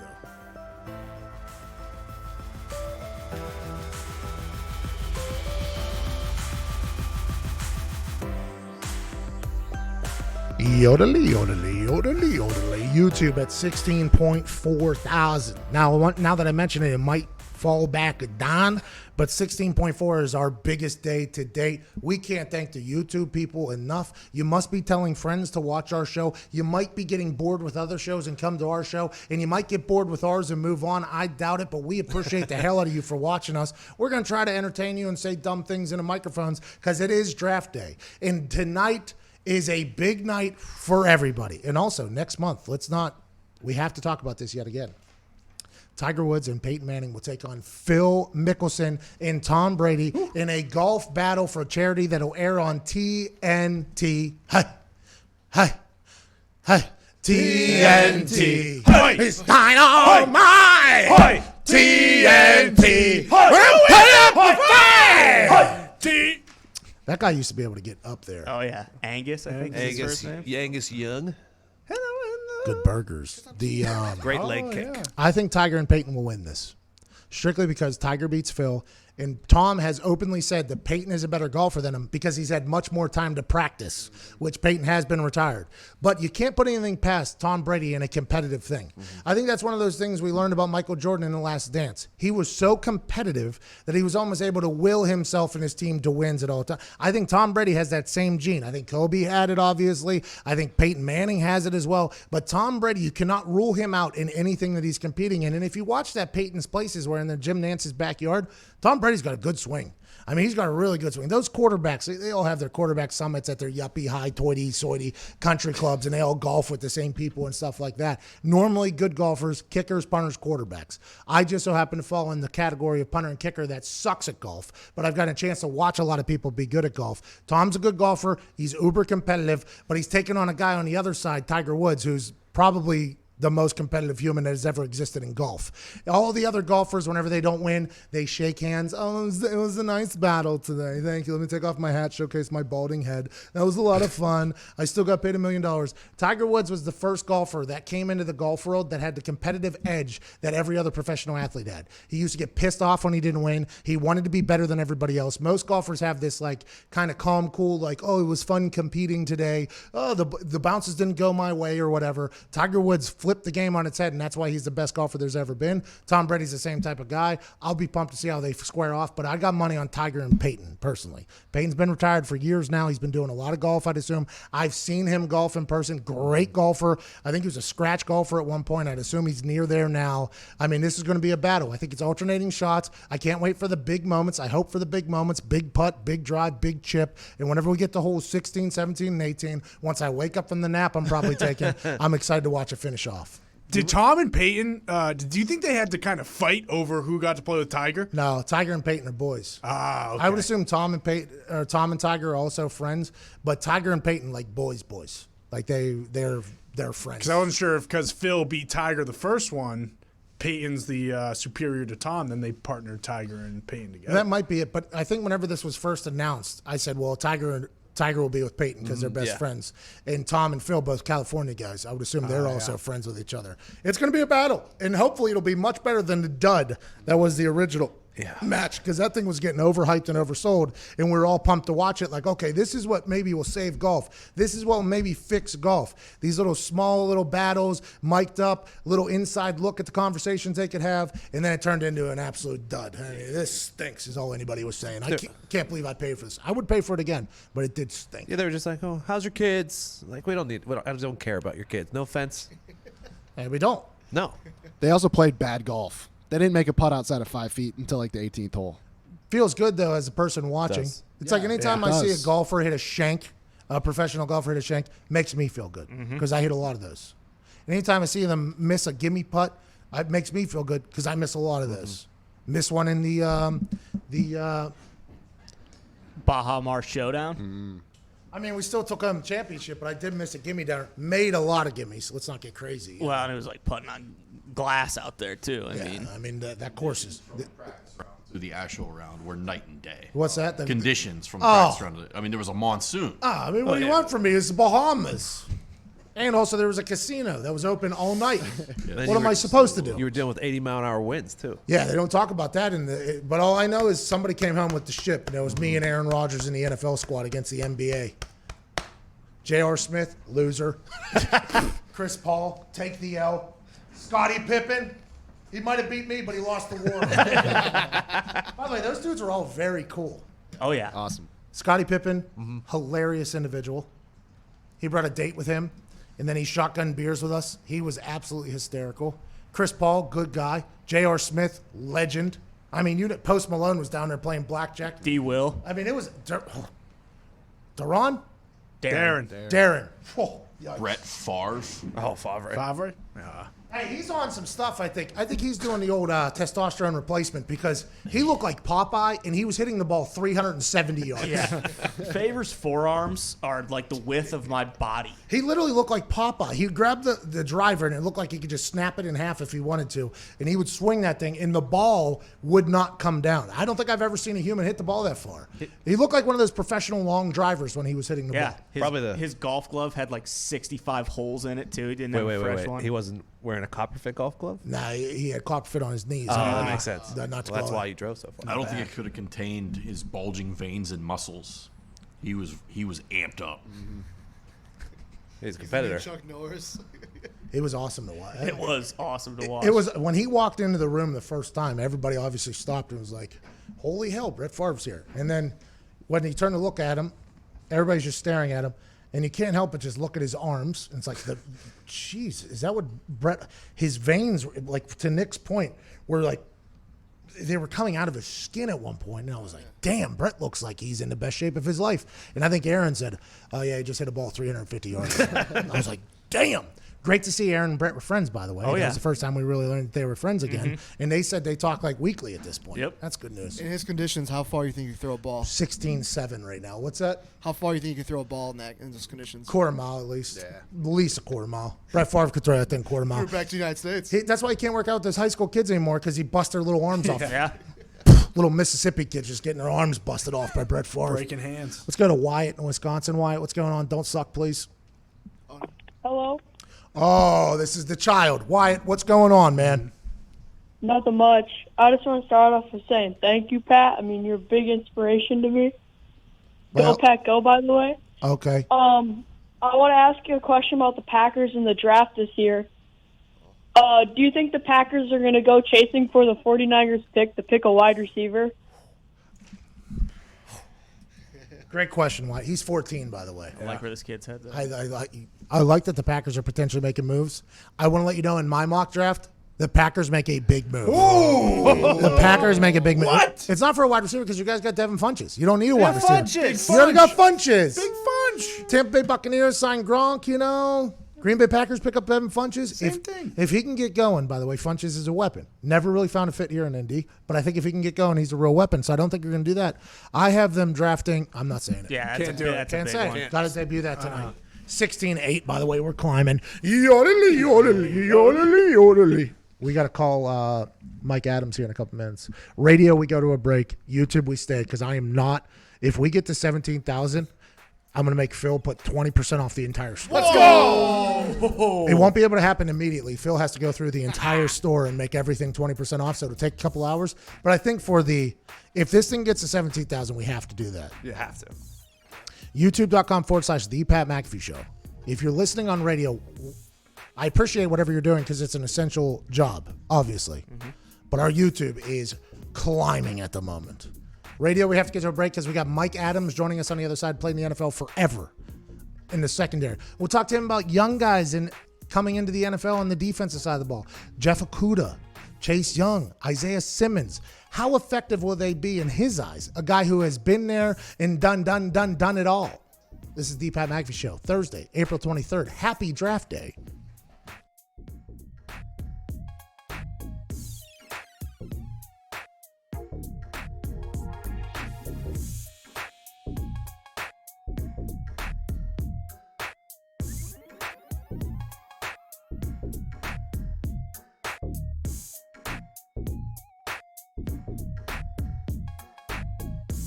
Oh, bingo.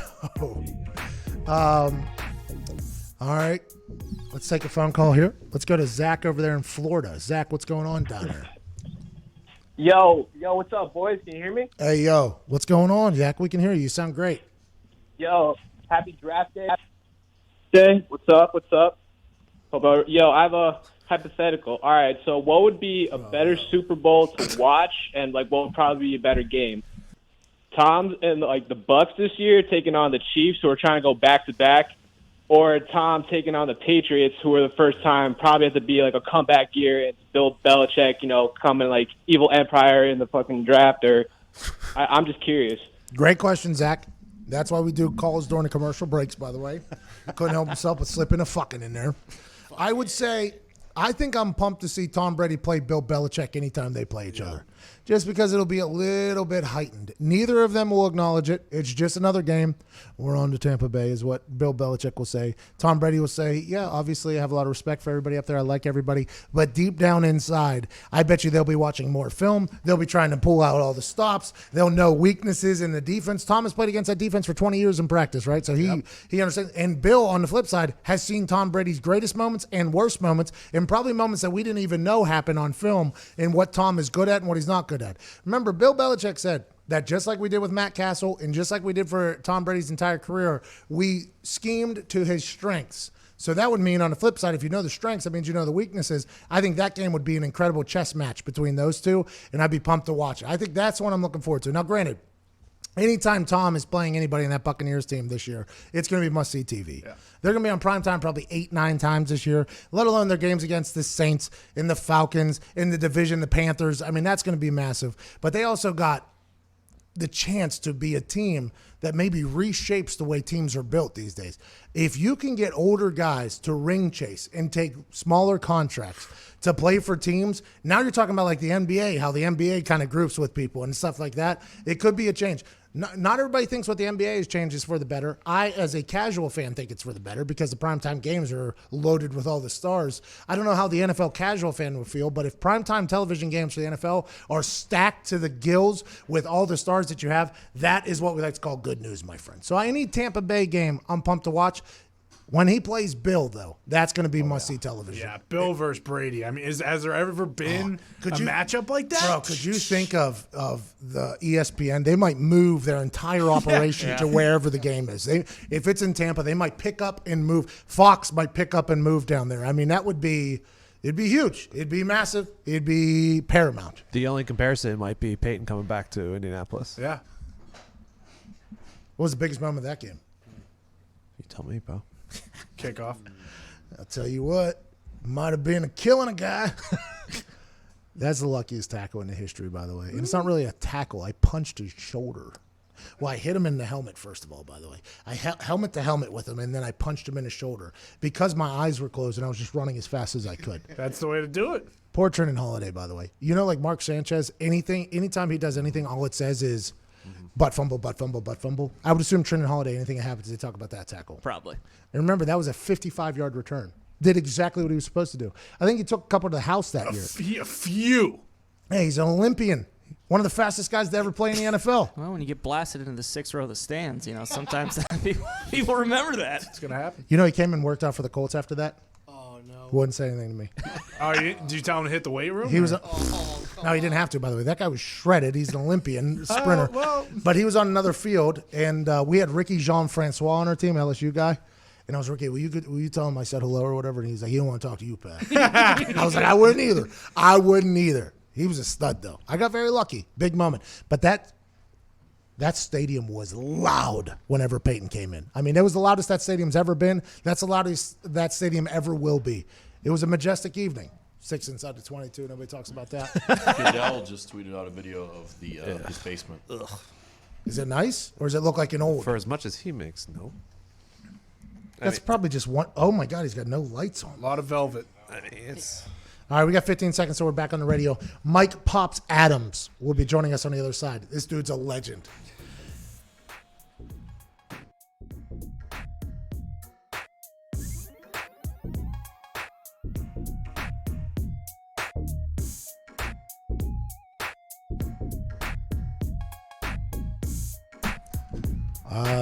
We just got to 17,000. CFO Phil, get to work making the entire store 20% off with promo code 17K. The number 17K. Shout out to our YouTube people watching and joining us at our peak concurrent viewers in the history of the show. This guy brings the people out. This guy moves the needle. This man played in the NFL forever, and he's a Pro Bowler. Former teammate of mine, a man that's respected by everybody he's ever played with. Ladies and gentlemen, Mike Pops Adams. Hey, boy. What's up? What's up? What's going on, Pops? Hey, nothing, bro. You got it. Hey, big question going into draft night. You were undrafted, ended up playing 16 years, Pro Bowler, respected everywhere. So tonight is not a make or break night for any athlete, which I think is a good message for everybody out there who's potentially not going to get drafted. But on the pivot, on the side point here now, Chase Young, Jeff Okudah, and Isaiah Simmons are allegedly top 10 picks. How hard is it as a rookie to come into the NFL on the defensive side of the ball and make a real impact and kind of be a game changer? It's hard, and I say it's hard because, when you're in college, you're arguably the best player on the team. Yeah. Now, when you going in, even though you're a first round pick, you might have somebody, a real big name on that team, like a J.J. Watt. So you got to fit in. You can't try to do more than you're supposed to. You got to play within the scheme and just be you and just go out and just play hard and do what you're supposed to do. Stay ready. That's one thing I got to say. Just stay ready. Isn't it amazing, though, that in high school, you're the best athlete probably in your entire area. In college, you're a superstar on campus. You're the stud. Then you get to the NFL, and everybody in that locker room is those. Everybody in the locker room is those people. So now you're all of a sudden being from king of the castle to literally new guy carrying bags. I mean, that is quite a pivot point mentally. And I think that's why those pre-draft meetings are so important. Like, hey, can this guy handle coming in and not being the lead dog as the underdog?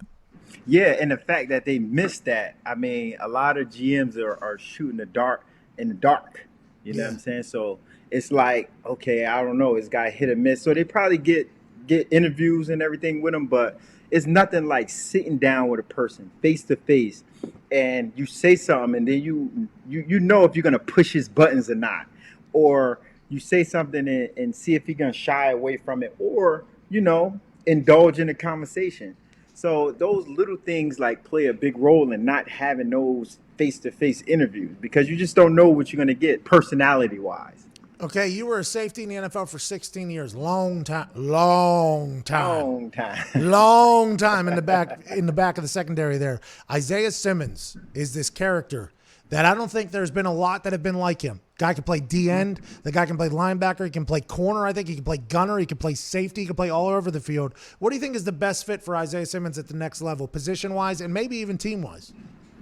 It's crazy because when you play a lot of positions, sometimes that can hurt you. You can do so many things, and they're like, okay, what is his value? What is he really good at? Is he just doing everything? Is he that Swiss Army knife where you can just plug him in game by game? But then when it's contract time, where do you put him? Or is he a pass rusher? Is he a safety? Is he a defensive end? Because all those numbers are different, when it's time to get paid. That's the tricky part about it. But I see him, to answer your question, I see him like in a role like a Troy Polamalu, safety, rover, dime type. You can put him on a tight end. You can have him blitz. Like, just let him roam and let him do his thing. It's a top 10. You want to hear where I think he's going? Where? Carolina. I thought that, but then I was looking at the DN Brown. How they got rid of Dontarius Poe. My God, I got him going 10. They got rid of Poe, so I'm like, they need a D tackle. And what better way to have a D tackle? Because Drew Brees loved to step up. Yep. So with him stepping up, you got Brown just stuffing that stuff in the middle, and now Tom Brady's in that conference. He loved to step up as well. You've played everywhere in the NFL. You've been on the Carolina Panthers, you're on the Colts, you're on the Texans, you're on the Broncos. I mean, you've been around, okay? A lot of teams are built to win their division. I mean, whenever I was playing with Peyton, the Houston Texans openly admitted we were drafting strictly to beat the Indianapolis Colts because the easiest way to get in the playoffs is to win your division. Win the division. With Gronk now down in Tampa Bay, isn't everybody in the NFC South now trying to figure out how the hell do we stop Rob Gronkowski? Yeah, and when he came out, I wanted to call Tom Brady and tell him that I want to come out of retirement too. Hey, that feels like a ring down there. Hey, Tom, come get me. What makes Gronk so special, though? Because he's not the fastest guy in the world. He's not fast, but he's crafty. And he's fast enough where you most likely you won't catch him from behind. And he's not slow enough where you can just grab him from behind, if that makes sense, because he's strong. So that's why if you look at the Patriots film when Gronk was playing, a lot of over routes, running away from guys, running away from people. And that's why his strength is not straight ahead speed. His strength is not like coming off the line, giving you shakes and doing that. He can do that, but he can muscle you and catch the pass. But what makes him special is that he's strong, powerful, 6'7", 6'8", He always goes up and get the ball. Never let the ball hit his body. He goes and get it. Has no problem taking a hit. I mean, he's complete. He's one of those complete guys, and that's why, like Ben Simmons being in that division, other than Tampa Bay in that division, I mean, that wouldn't be a bad look to have the young guy on the old guy Gronk. That would be. By the way, I think Gronk is going to be refreshed. I think he's 6'6", but he does feel like he's 7 foot tall when he's out there running around. I mean, it's next level stuff, to be honest with you. What place did you go to where you were like, hey, this culture, this environment was built for success? Because I think that's a big part of it. We talked to Mark Sanchez earlier. Yeah. Mark Sanchez got drafted to the Jets. They had an entire offensive line ready. They had a run game ready. He said he got drafted almost like the perfect situation. There's a lot of guys that almost disappear because they get drafted into terrible situations. Is there a place where you're like, this place is awesome, this is where players should want to play at? 2 places. When I was in Denver, and the only reason I say Denver is because, my first 9 seasons, I was losing. I had losing seasons. Then I went to Denver and that's when Peyton went. We went there to Denver at the same time. Oh. And that was the first time I went 14-2. Felt pretty good. Felt pretty good. Felt pretty good. But the culture that John Elway put around there, as far as like the defense was already stellar because of the previous year. They had Tebow and they was winning a lot of games with their defense. Von Miller at the end, Doomerville, Champ Bailey, all set up. And then the next place was all set up is when I went to Indy. Hell yeah! I say that, and I thought Indy was missing just the offensive line, and they I think Ewald and Mathis needed more help on the pass rush. Other than that, I thought that it was built for success. And the success is start from the top. It's what kind of people you bringing in that locker room. What kind of leadership do you have if you bring the wrong people in the locker room? So if you bring a knucklehead in the locker room now, what kind of people do you have to keep him in line and keep him engaged in what the goal is? I say this all the time. I literally say this all the time, and it's almost ad nauseum at this point, but I've been on great teams and I've been on a terrible team. And the thing that is the biggest difference is the camaraderie in the locker room. The teams that are winning, the camaraderie is at an all-time high. Even if you don't have the most talent, if the team wants to play for each other as opposed to just alongside each other, it's a complete different ballgame, man.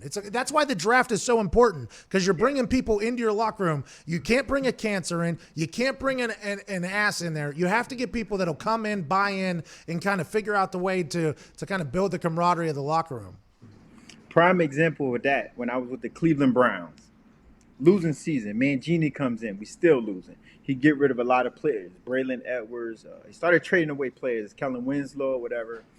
And a lot of the players in the locker room, we didn't agree with that at all. We didn't agree with it. But what we did, we were so tight and so close-knit every week. We didn't win, but we played hard. And we played hard for each other. Yeah. It wasn't necessarily for upstairs in management because we didn't think. Hey, why do they stink for so long? Why have the Browns stunk for so long, Paul? Everybody think they have the answer, If you go back historically, as far as like the draft and who they missed on, right? And see the amount of people they could have had, like Donovan McNabb, for an example, they could have had him. And most recently, they could have had Carson Wentz if they wanted him.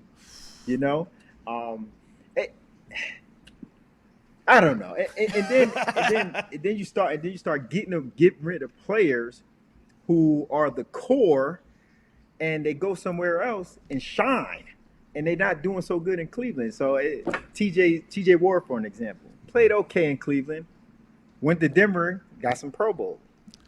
How about you and DeQuell? You and DeQuell leave Cleveland, DeQuell. make some Pro Bowls. As soon as we left Cleveland, we get Pro Bowls. Get accolades.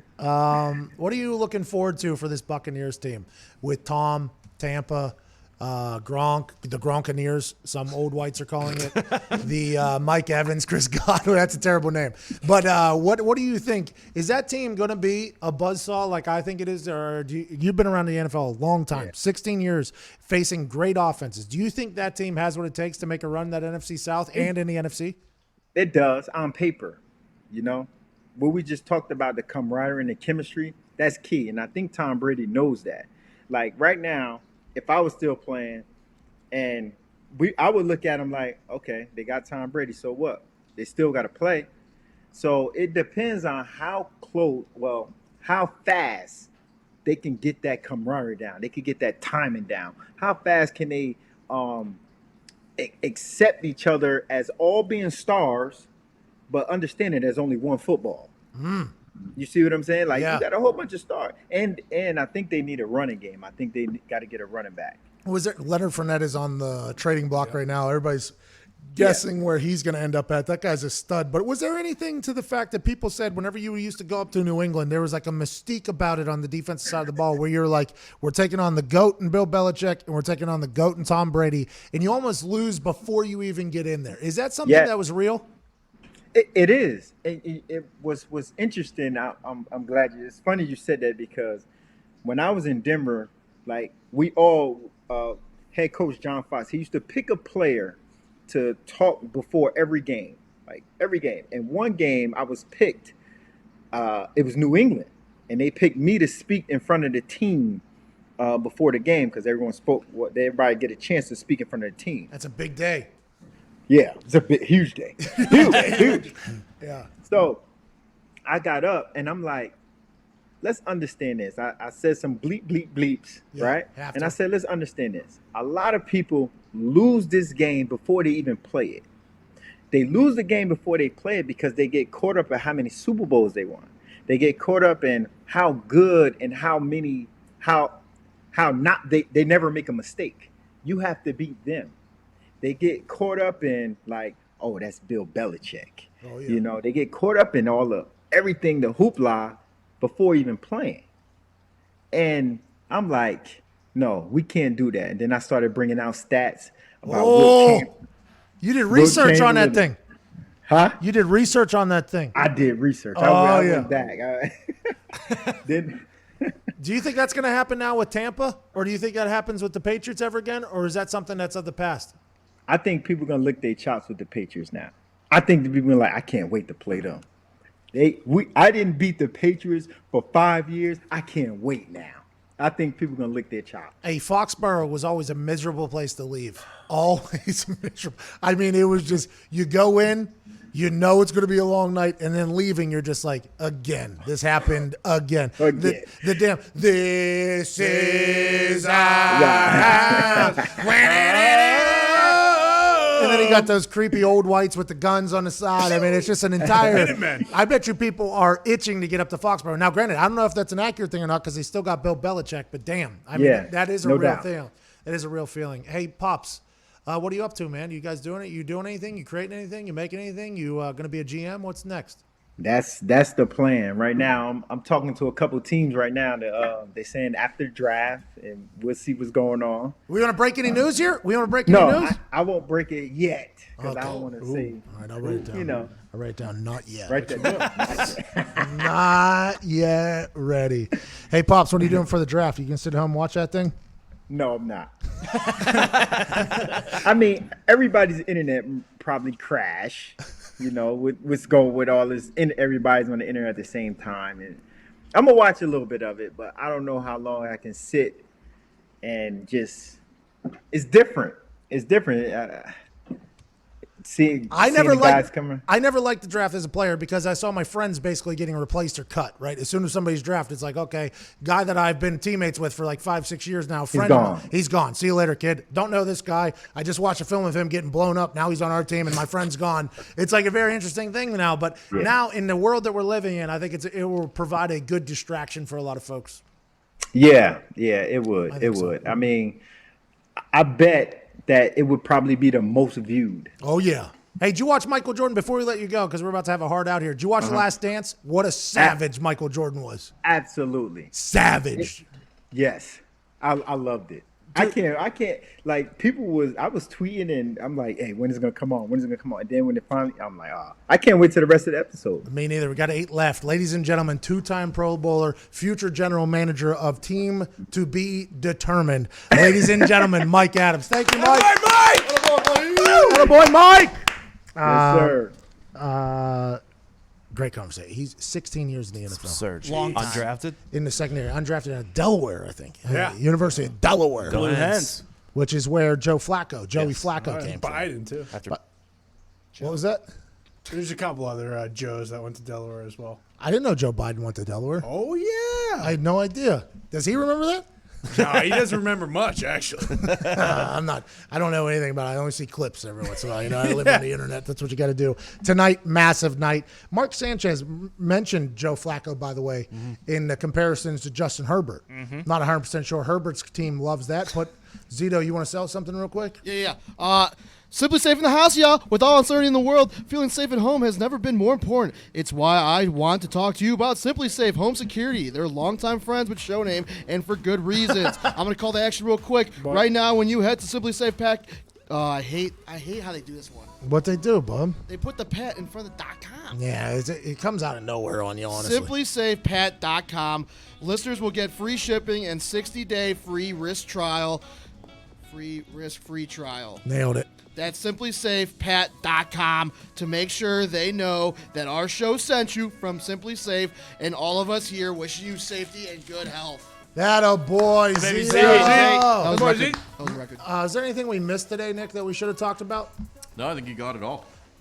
I think you covered every single thing that there was on the list. Trent Williams is potentially getting traded. Nobody knows where it's at. Last night, he put on his IG story a couple eyes with praying hands. He's been asking to get out of the Washington Redskins organization for a couple years now. It has gone from bad to worse almost. Ron Rivera came in. I think he thought it was potentially going to get turned around. Instead, Trent Williams is allegedly on the trading block. The thought was he could potentially end up at Tampa with O.J. Howard, the tight end from Tampa, coming to the Redskins. That did not happen. But now everybody's thinking he's potentially going to end up with the Cleveland Browns. The Cleveland Browns have a big problem at offensive line. They bring in Conklin from the Tennessee Titans. You bring in Trent Williams. That's a quick way to address that issue rather fast. Nobody knows if that's going to happen. Look for that news to pop off tonight. The Falcons are allegedly trying to get to number 2 for Chase Young, but the Redskins are saying nah. The Dolphins tried to get to number 1, but since he said nah, Gronk is 250 pounds right now. He plays at 260. He said putting on 10 pounds is easy, and everybody thinks I lost a lot more weight than I actually did. He looks small. He did look small in my eyes. He's saying everybody's wrong. Putting on 10 pounds for the Gronk is easy. He also said that New England, not the easiest place to play, obviously, but it gets you right mentally and physically. He said that for a minute and a half. He talked about how Kraft and Belichick were the first people to take a shot on him, and he's eternally grateful for what they've done, but he's excited to get out there and experience something else. That was a good little thing. Lions are expecting to pick at number 5. Everybody thinks that the Lions will be trading number 3 pick with the Miami Dolphins, who are trying to get up there to get a tackle, everybody's saying. So the original conversation is that the Dolphins want a quarterback. Is it Herbert? Is it Tua? Is it Tua? Is it Herbert? Now everybody's like, no, they want a tackle. And then Ian Rappaport's reporting that a string of tackles might go off the board, something like we've never seen before. Tonight is one massive question mark, and we'll be live for it the entire time, 7:30 p.m. Eastern Standard Time, youtube.com/The Pat McAfee Show, McAfee and Hawk Sports Talk Draft Primetime Super Special. Darrelle Revis and Richard Sherman are still going at it. Revis said he's more handsome, better looking than Richard Sherman, and he's a single corner as opposed to a cover 3 corner. Everything that is happening with Revis and Sherman, I respect. And also, T.Y. Hilton making a big play against Revis is good for T.Y. Hilton, even though some ricochet shots were fired at Revis and Sherman. 2 GOATs. I don't know why they hate each other. Hopefully they'll be able to settle that. But until then, we'll just enjoy the hell out of it on the internet. We can't thank you enough for watching, listening, wherever the hell you may be. Our highest viewers today. We can't thank you. Happy draft day. We will see you tonight, 7:30. Chris Ballard will be joining us off the jump. GM for the Colts. This has been the Pat McAfee Show from Indianapolis, Indiana!